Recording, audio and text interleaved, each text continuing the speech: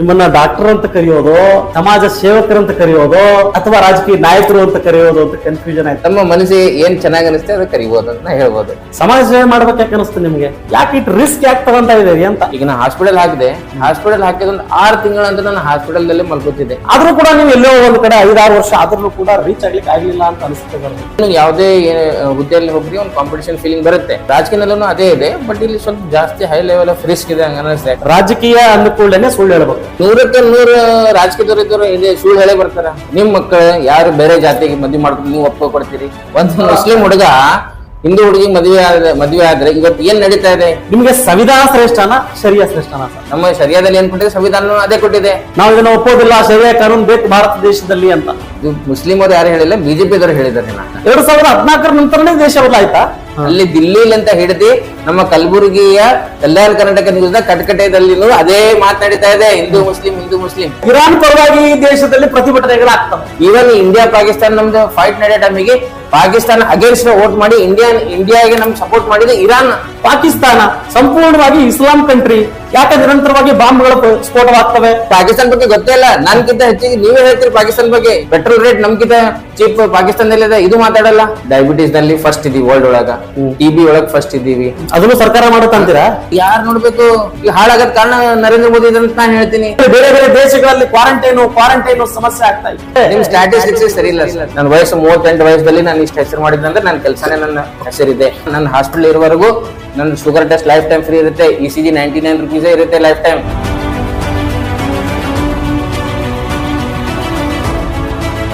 ಆತ್ಮೀಯ ವೀಕ್ಷಕರೇ ನಮಸ್ಕಾರ. ಕಟಕಟೆ ವಿಶೇಷ ಕಾರ್ಯಕ್ರಮಕ್ಕೆ ನಿಮ್ಮೆಲ್ಲರಿಗೂ ಆತ್ಮೀಯ ಸ್ವಾಗತವನ್ನ ಕೋರ್ತಾನೆ. ಇವತ್ತಿನ ಕಟಕಟೆ ವಿಶೇಷ ಕಾರ್ಯಕ್ರಮದ ವಿಶೇಷ ಅತಿಥಿಗಳು ಮಣ್ಣೂರು ಮಲ್ಟಿ ಸ್ಪೆಷಾಲಿಟಿ ಆಸ್ಪತ್ರೆಯ ನಿರ್ದೇಶಕರು, ಜೊತೆಗೆ ಸಾಮಾಜಿಕ ಕಾರ್ಯಕರ್ತರು, ಜೊತೆಗೆ ಏನಪ್ಪಾ ಅಂತ ಕೇಳಿದ್ರೆ ರಾಜಕೀಯ ನಾಯಕರು ಇವತ್ತಿನ ವಿಶೇಷ ಕಟಕಟೆಯಲ್ಲಿ ಅವರು ಉಪಸ್ಥಿತರಿದ್ದಾರೆ. ಅವರಿಗೆ ಮೊದಲನೇದಾಗಿ ಕಾರ್ಯಕ್ರಮಕ್ಕೆ ಬರಮಾಡ್ಕೊಳ್ತೇನೆ. ಸರ್ ನಮಸ್ಕಾರ. ನಮಸ್ಕಾರ ಸರ್, ನನಗೆ ಸ್ವಲ್ಪ ಕನ್ಫ್ಯೂಷನ್ ಆಯ್ತು. ನಿಮ್ಮನ್ನ ಡಾಕ್ಟರ್ ಅಂತ ಕರೆಯೋದು, ಸಮಾಜ ಸೇವಕರಂತ ಕರೆಯೋದು, ಅಥವಾ ರಾಜಕೀಯ ನಾಯಕರು ಅಂತ ಕರೆಯೋದು ಅಂತ ಕನ್ಫ್ಯೂಷನ್ ಆಗ್ತಿದೆ ಸರ್. ಏನಂತ ಕರಿಬೇಕು ಸರ್ ನಿಮ್ಗೆ? ಮೊಟ್ಟ ಮೊದಲಿಗೆ ಎಲ್ಲಾ ಕಲ್ಯಾಣ ಕರ್ನಾಟಕ ಭಾಗದ ಜನತೆಗೆ ನಮಸ್ಕಾರ. ಮತ್ತೆ ಕಲ್ಯಾಣ ಕರ್ನಾಟಕ ತಮ್ಮ ನ್ಯೂಸ್ ಚಾನೆಲ್ ವೀಕ್ಷಕರಿಗೆ ನಮಸ್ಕಾರ. ಹಾಗೂ ನಮ್ಮ ಮಲ್ಲಿಕಾರ್ಜುನ್ ಪಗಡೆ ಅವರಿಗೆ ಹಾಗೂ ಅವರೆಲ್ಲ ತಂಡಕ್ಕೆ ಬಹಳ ನನಗೆ ಅತಿ ಖುಷಿ ಆಗುತ್ತಿದೆ. ಒಂದು ಕಲ್ಯಾಣ ಕರ್ನಾಟಕ ಭಾಗಕ್ಕೆ ಕರೆಕ್ಟ್ ಆದ ಸುದ್ದಿಯನ್ನು ನೀವು ತಲುಪಿಸ್ತಾ ಇದ್ದೀರಿ. ಮತ್ತು ಅಂಜಲಾರದಂತಾನೆ ಅದು ಪ್ರಶ್ನೆಗಳಾಗ್ಲಿ, ಅದು ಕಟ್ಕಡೆ ಒಳಗಡೆನೆ ಆಗ್ಲಿ ಹೊರಗಡೆನೆ ಆಗ್ಲಿ ಅದು ಕೇಳ್ತಾ ಇದ್ರಿ, ಬಹಳ ನನಗೆ ಸಂತೋಷ ಆಗ್ತಾ ಇದೆ. ನಿಮ್ಗೆ ನಾನು ಅಭಿನಂದನೆ ಕೊಡ್ತೀನಿ. ಮೊದಲನೇದು.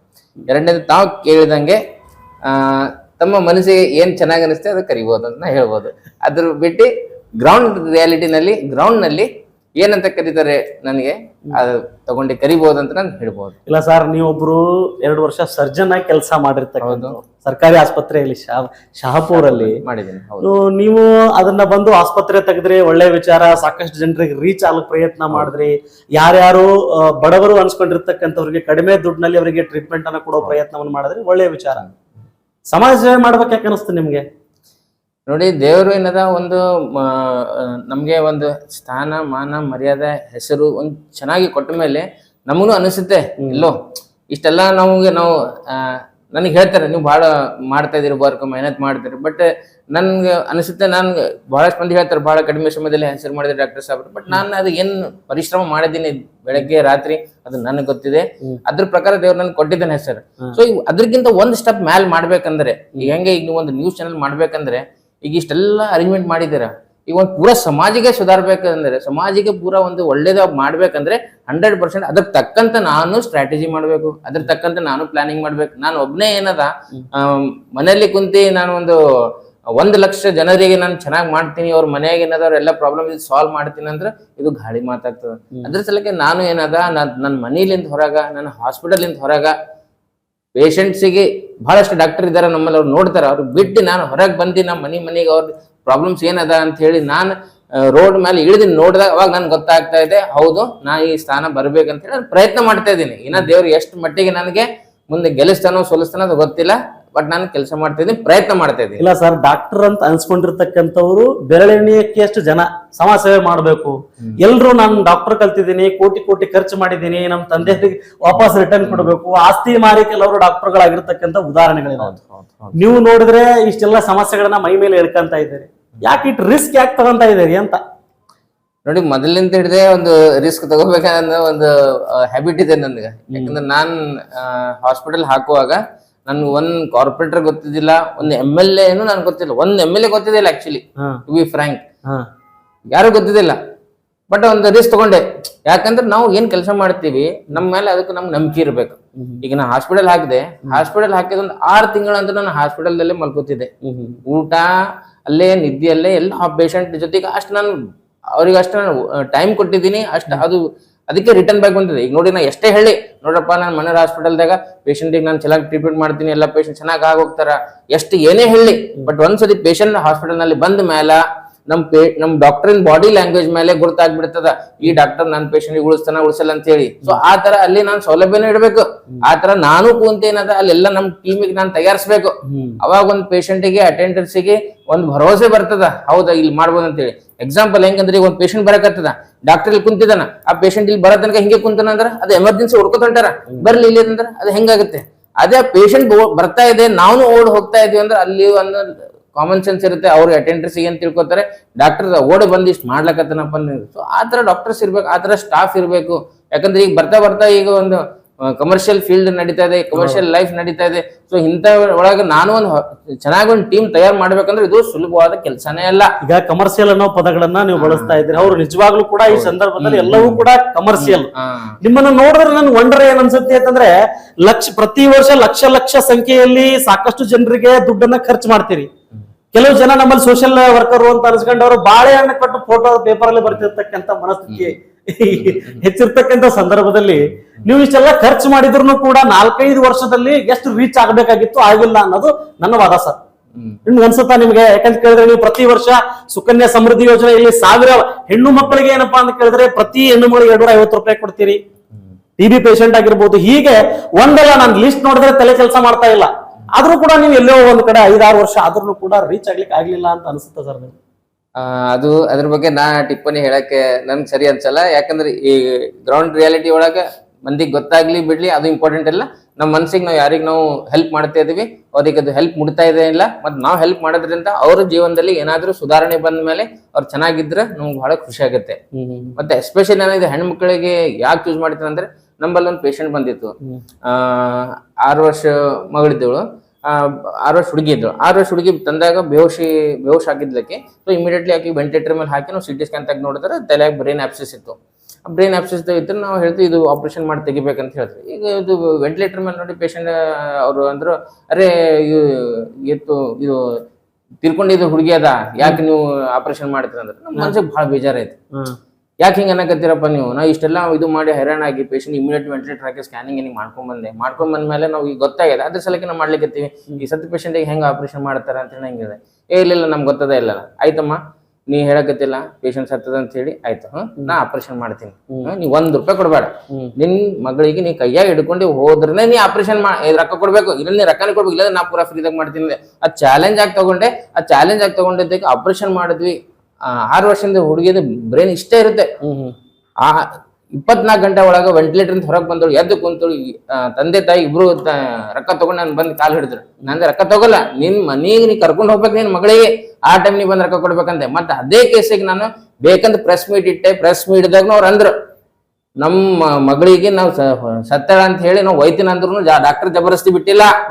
ಡಾಕ್ಟರ್ ಜಬರ್ದಸ್ತಿ ಆಪರೇಷನ್ ಮಾಡಿದ್ರೆ ಉಳಿಸಿ ನಮ್ ಕೈಯಾಗ ತಂದು ಕೊಟ್ಟನಂತ. ಇನ್ನಾನು ನೀವು ಯಾವ ಮೀಡಿಯಾ ತೆಗ್ ನೋಡ್ರಿ, ಈ ಪ್ರೆಸ್ ತೆಗ್ ನೋಡ್ಬೋದು. ಆತರ ಇಷ್ಟೊಂದು ಆತ್ಮವಿಶ್ವಾಸ ಎಲ್ಲಿಂದ ಅಂತೀನಿ ನಿಮ್ಗೆ. ಅದು ಬಹಳ ದೊಡ್ಡ ಹೆಂಗ್ ಗೊತ್ತಾ, ಈಗಿನ ಸಂದರ್ಭದಲ್ಲಿ ಪ್ರೈವೇಟ್ ಆಸ್ಪತ್ರೆಯಲ್ಲಿ ಏನಾದ್ರೂ ಸಮಸ್ಯೆ ಆದ್ರೆ ಪ್ರತಿಭಟನೆಗಳು ಸ್ಟಾರ್ಟ್ ಆಗ್ತವೆ ನೋಡ್ರಿ. ಎಲ್ಲರನ್ನ ಉಳಿಸ್ಲಿಕ್ಕೆ ಸಾಧ್ಯ ಇಲ್ಲ, ಇದನ್ನ ನಾವು ಒಪ್ಕೊಳ್ಳೇಬೇಕು. ಏನೋ ಸಮಸ್ಯೆಗಳು ಆಗ್ತವೆ, ಆದ್ರೆ ನೀವು ದುಡ್ಡು ಕೊಡ್ತಿರೋ ಸೆಕೆಂಡ್ರಿ, ನಾನು ಉಳಿಸ್ತೀನಿ ಅಂತ ಕಾನ್ಫಿಡೆನ್ಸ್ ಇಂದ ಯಾವ ಆತ್ಮವಿಶ್ವಾಸದಿಂದ ಹೇಳ್ತೀರಿ?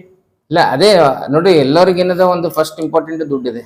ನಾ ದುಡ್ಡು ಸಲಕ್ಕೆ ನಾನು ಹಾಸ್ಪಿಟಲ್ ಹಾಕಿಲ್ಲ, ನಾ ದುಡ್ಡು ಗಳಿಸ್ಬೇಕಂತ ನಾನು ಹಾಸ್ಪಿಟಲ್ ಮುಂದೆ ಹಾಕಿದಿರಿ.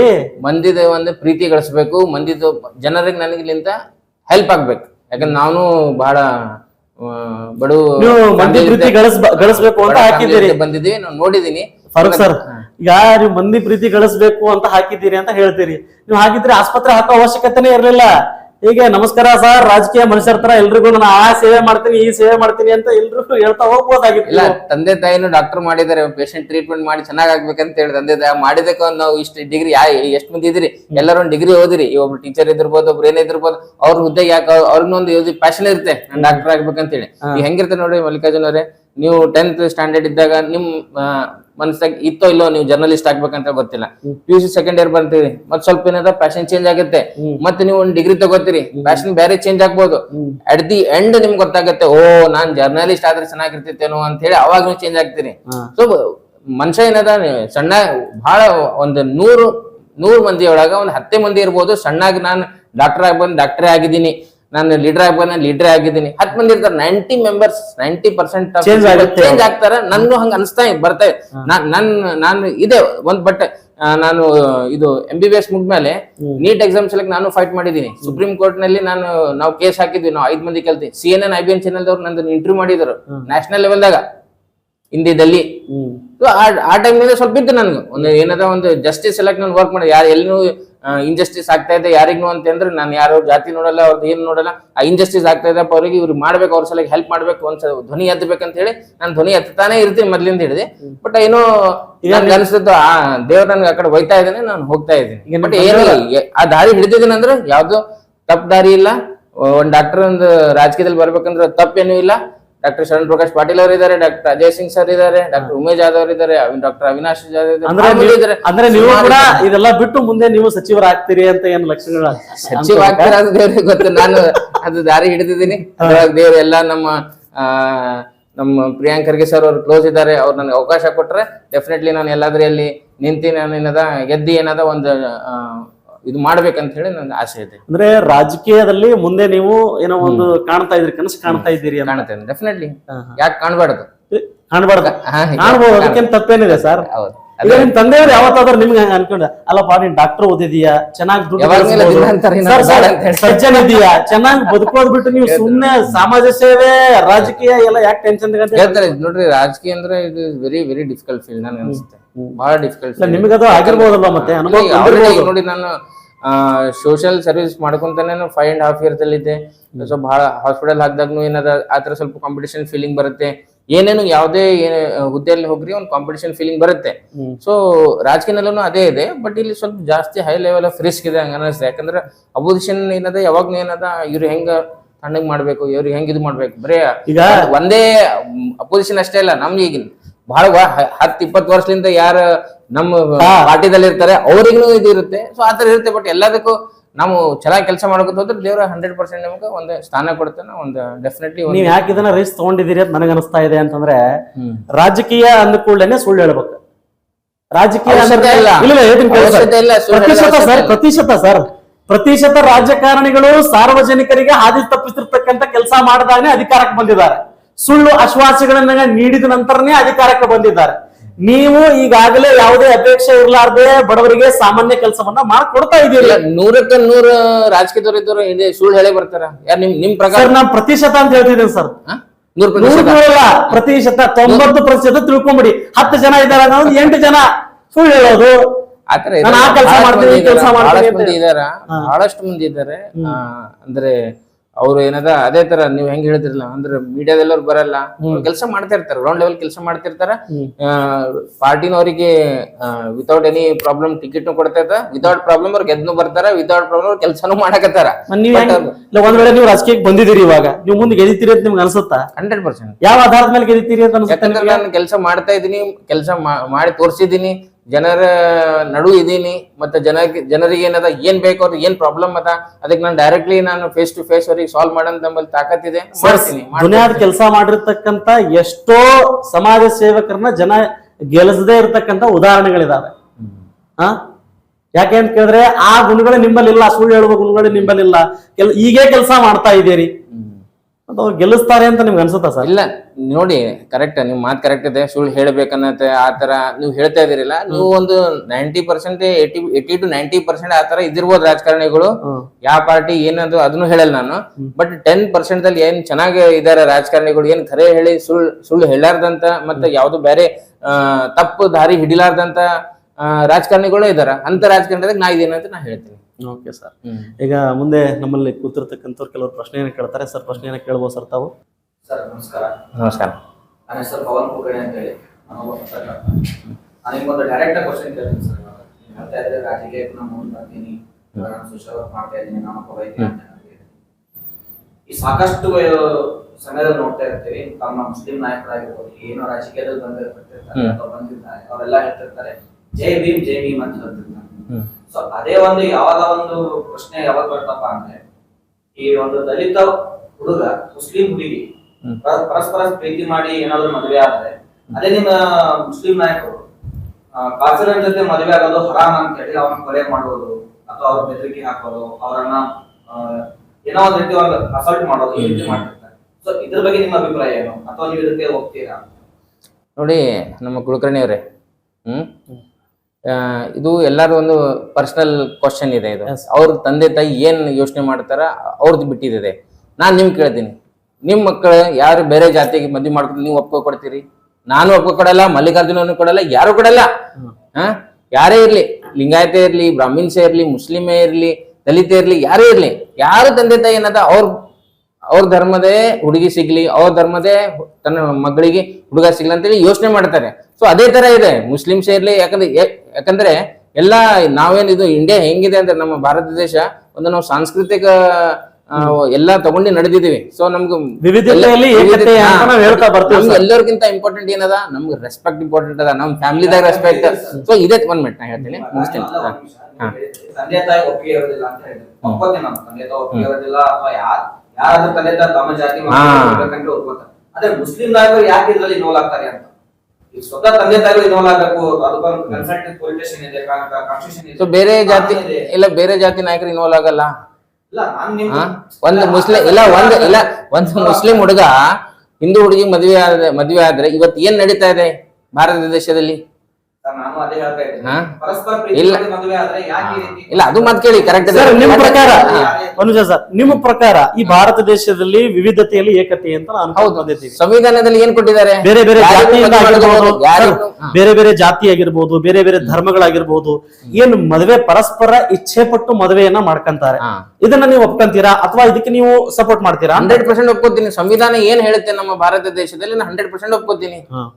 ನಮ್ಮ ರಿಲಿಜನ್ ದಲ್ಲಿ ಒಪ್ಪಿಗೆ ಕೊಡ್ಲಿಕ್ಕಿಲ್ಲ, ಯಾವುದೇ ರಿಲಿಜನ್ ದಲ್ಲಿ ಒಪ್ಪಿಗೆ ಕೊಡ್ಲಿಕ್ಕಿಲ್ಲ. ಬಟ್ ಇಲ್ಲಿ ನಾವು ಭಾರತ ದೇಶದಲ್ಲಿ ಇದ್ದೀವಿ, ನಾವು ಭಾರತ ಸಂವಿಧಾನ ಒಪ್ಕೋಬೇಕು. ಈಗ ಸಂವಿಧಾನದ ಬಗ್ಗೆ ಮಾತಾಡ್ತಿದ್ದೀರಿ, ನಾನು ಇದನ್ನ ಇಂಟರಪ್ಟ್ ಮಾಡ್ತೀನಿ. ನಿಮಗೆ ಸಂವಿಧಾನ ಶ್ರೇಷ್ಠನಾ ಶರಿಯಾ ಶ್ರೇಷ್ಠನಾ ಸರ್? ಯಾಕೆ ಕೆಲವೊಬ್ರು ವಾದ ಮಾಡ್ತಾರೆ ಸರ್, ಇಲ್ಲ ನನಗೆ ಶರಿಯಾನೇ ಶ್ರೇಷ್ಠ, ಕೆಲವೊಬ್ರು ಸಂವಿಧಾನನೇ ಶ್ರೇಷ್ಠ. ಇದಕ್ಕೆ ಸಾಕಷ್ಟು ಚರ್ಚೆಗಳಾಗ್ತಾವ ಸರ್. ನಿಮ್ಮ ವಿಚಾರದಲ್ಲಿ ಭಾರತ ದೇಶದಲ್ಲಿ ಶರಿಯಾ ಕಾನೂನು ಬೇಕಾ ಅಥವಾ ಸಂವಿಧಾನನೇ ಶ್ರೇಷ್ಠ ಸರ್? ನೋಡಿ, ಶರಿಯಾ ಆಗ್ಲಿ ಸಂವಿಧಾನ ಆಗ್ಲಿ ಎರಡು ಬೇರೆ ಬೇರೆ ಇಲ್ಲೇ. ನಮ್ಮ ಶರಿಯಾದಲ್ಲಿ ಏನ್ ಕೊಟ್ಟಿದೆ, ಸಂವಿಧಾನ ಅದೇ ಕೊಟ್ಟಿದೆ. ಏನು ವ್ಯತ್ಯಾಸ ಇಲ್ಲ, ಏನು ವ್ಯತ್ಯಾಸ ಇಲ್ಲ. ಅದಕ್ಕೆ ನಾವು ಸಂವಿಧಾನ ಅಂತ ಹೇಳ್ತಿಲ್ಲ. ನಾವ್ ಇಲ್ಲಂದ್ರೆ ನಾವ್ ಯಾಕೆ ಸಂವಿಧಾನ ಬೇಡ ಅಂತೀವಿ? ಅಕಸ್ಮಾತ್ ಈಗ ಏನೇ ನಮ್ದು ಒಂದು ರಿಲಿಜನ್ ದಲ್ಲಿ ಏನೇ ಒಂದು ಈಗ 5 ಟೈಮ್ ನಮಾಜ್ ಓದೋದಿದೆ, ಅಕಸ್ಮಾತ್ ಸಂವಿಧಾನ ಇಲ್ಲ 4 ಟೈಮ್ ನಮಾಜ್ ಓದ್ಬೇಕಂದ್ರೆ ನಾವು ಬೇಡ ಅಂತಿದ್ವಿ. ಸಂವಿಧಾನ ನಮ್ಗೆ ಹಕ್ಕು ಕೊಡ್ತಾ ಇದೆ. ಆರ್ಟಿಕಲ್ 19 ನಲ್ಲಿ ಫ್ರೀಡಮ್ ಆಫ್ ದಿ ರಿಲಿಜನ್ ಇದೆ. ಬಟ್ ಅದು ಈಗ ಯಾರದು ಜಾರಿಗೆ ತರ್ತಾ ಇಲ್ಲ. ಯಾರು ಜಾರಿಗೆ ತರ್ತಾ ಇಲ್ಲ, ಅದನ್ನು ಯೋಚನೆ ಮಾಡ್ರಿ. ಸೊ ನಮ್ಗೆ ಶರಿಯಾನು ಬೇಕು, ನಮ್ಗೆ ಸಂವಿಧಾನ ಬೇಕು. ಇಲ್ಲ, ನಾವೊಂದ್ ಮಾತು ಕೇಳ್ತೀನಿ ನಿಮ್ಗೆ. ತಂದೆ ತಾಯಿ ಇಬ್ರೊಳಗೆ ಒಬ್ರೇ ಹಿಡೀರಿ, ಒಬ್ರಿಗೆ ಸಾಯಿಸ್ಕೊಂಡು ಯಾರಿಗೂ ಸಾಯಿಸ್ಲಾಕ ನಾವ್ ಇಬ್ರು ಬೇಕಂತೀರಿ. ಅದೇ ತರ ನಮ್ಗೆ ದೇಶದ ಸರಿಯಾಗಿದೆ ಅಂದ್ರೆ ತಾಯಿ ನಮ್ಗೆ ತಂದೆ ತಾಯಿಯನ್ನ ಖುಷಿ ಪಡಿಸೋದಕ್ಕೆ ನೀವು ಹೇಳ್ಬೋದು. ಇಲ್ಲ, ದೇಶವನ್ನ ನಡೆಸಬೇಕು ಅಂತಂದ್ರೆ ಶರಿಯಾ ಬೇಕಾ? ನೀವು ಎರಡು ಹೇಳಿದ್ರಿ, ಶರಿಯಾನು ಒಂದೇ ಮತ್ತೆ ಸಂವಿಧಾನನು ಒಂದೇ. ಒಂದೇ ಆಗುತ್ತೆ ಸರ್. ನೀವು ಮಿಡಲ್ ಈಸ್ಟ್ ಅಲ್ಲಿ ಹೋದ್ರೆ ಶರಿಯಾ ಕಾನೂನನ್ನು ಅಪ್ಲೈ ಮಾಡಿದ್ರೆ, ಕಳ್ತನ ಮಾಡಿದ್ರೆ ಕೈ ಕಟ್ ಮಾಡ್ತಾರೆ. ದೇಶದಲ್ಲಿ ಯಾವಾಗ್ಲೂ ಕೂಡ ಈ ಚರ್ಚೆಗೆ ಬರ್ತಿರ್ತಕ್ಕಂಥ ವಿಷಯಗಳು ಸಂವಿಧಾನ ಮತ್ತು ಶರಿಯಾ ಅನ್ನೋ ರೀತಿಯಲ್ಲಿ ಕೆಲವೊಬ್ರು ಅದಕ್ಕೆ ಪರ ಮಾಡಿದ್ರೆ, ಕೆಲವೊಬ್ರು ವಿರೋಧ ಮಾಡ್ತಾರೆ, ಕೆಲವೊಬ್ರು ಸಮರ್ಥನೆಯನ್ನ ಮಾಡ್ಕೊಂತಾರೆ. ನಿಮ್ಮ ಪ್ರಕಾರ ಭಾರತದ ದೇಶದಲ್ಲಿ ಏನ್ ಅವಶ್ಯಕತೆ ಇದೆ ಅಂತೀರಿ? ಸಂವಿಧಾನದ ರೀತಿಯಲ್ಲಿ ಈ ಸಂದರ್ಭದಲ್ಲಿ ನಡೀತಾ ಇದೆ, ಅದನ್ನ ಸರಿಯಾಗಿ ನಡೀತಾ ಇದೆ ಅಂತ ಅನ್ಸುತ್ತಾ ಸರ್ ನಿಮಗೆ? ಸಂವಿಧಾನ ಬಹಳ ಚೆನ್ನಾಗಿ ಬರ್ದಿದ್ದಾರೆ ನಮ್ಮ ಬಾಬಾ ಸಾಹೇಬ್ ಅಂಬೇಡ್ಕರ್ ಅವರು. ಮತ್ತೆ ಇದು ಮುಂದೆ ಇದೇ ನಡಿಬೇಕಂತ ಹೇಳಿ ನಾನು ಎಲ್ಲಾ ಜನತೆಗೆ, ಭಾರತದ ಎಲ್ಲಾ ಜನತೆಗೆ ನಾನು ಬೇಡ್ಕೋತೀನಿ. ಮತ್ತೆ ಏನದ ಮುಂದೆ ಸಂವಿಧಾನನ್ನು ಏನು ಒಂದು ಪುಟನ್ನು ಚೇಂಜ್ ಮಾಡಬಾರ್ದು ಅಂತ ಹೇಳಿ ನಂದು ವೈಯಕ್ತಿಕ ನಂದು ಒಂದು ಇಚ್ಛೆ ಇದೆ. ಕೆಲವು ಮುಸ್ಲಿಂ ನಾಯಕರು ಹೇಗೂ ಕೂಡ ಹೇಳ್ತಾರೆ, ಸರ್ ನಾವು ಸಂವಿಧಾನವನ್ನು ಒಪ್ಪೋದಿಲ್ಲ ಮುಂದಿನ ದಿನಗಳಲ್ಲಿ. ಯಾರು ಹೇಳಿಲ್ಲ ಸರ್, ಬಹಳ ಜನ ಹೇಳ್ತಾರೆ ಸರ್, ಸ್ಟೇಟ್ಮೆಂಟ್ ಕೊಡ್ತಾರೆ ಸರ್, ಹಿಂಗೆ ಸ್ಟೇಟ್ಮೆಂಟ್ ಕೊಡ್ತಾರೆ ಅವರು ನೇರವಾಗಿ, ನಾವು ಇದನ್ನ ಒಪ್ಪೋದಿಲ್ಲ, ಶರಿಯಾ ಕಾನೂನು ಬೇಕು ಭಾರತ ದೇಶದಲ್ಲಿ ಅಂತ. ಇದು ಮುಸ್ಲಿಂ ಅವ್ರು ಯಾರು ಹೇಳಿಲ್ಲ, ಬಿಜೆಪಿದವ್ರು ಹೇಳಿದಾರೆ. ಬಹಳಷ್ಟು ಬೇಕಾದ್ರೆ ನಾನು ನಿಮ್ಗೆ ಸೆಂಡ್ ಮಾಡಬಹುದು ಲಿಂಕ್ಸ್. ಬಹಳಷ್ಟು ಬಿಜೆಪಿದವರು ಹೇಳಿದ್ದಾರೆ, ಯಾರು ಮುಸ್ಲಿಂ ನಾಯಕರು ನಾನಂತೂ ಕೇಳಿಲ್ಲ. ಮತ್ತೆ ಸಂವಿಧಾನದಿಂದ ನಮ್ಗೆ ಯಾರು ಮುಸ್ಲಿಮರಿಗೆ ಏನು ಅಭ್ಯಂತರ ಇಲ್ಲ. ನಿಮ್ಮ ವಿಚಾರದಲ್ಲಿ ಎರಡರಲ್ಲಿ ಯಾವ್ದು ಬೇಕು ಈ ದೇಶಕ್ಕೆ?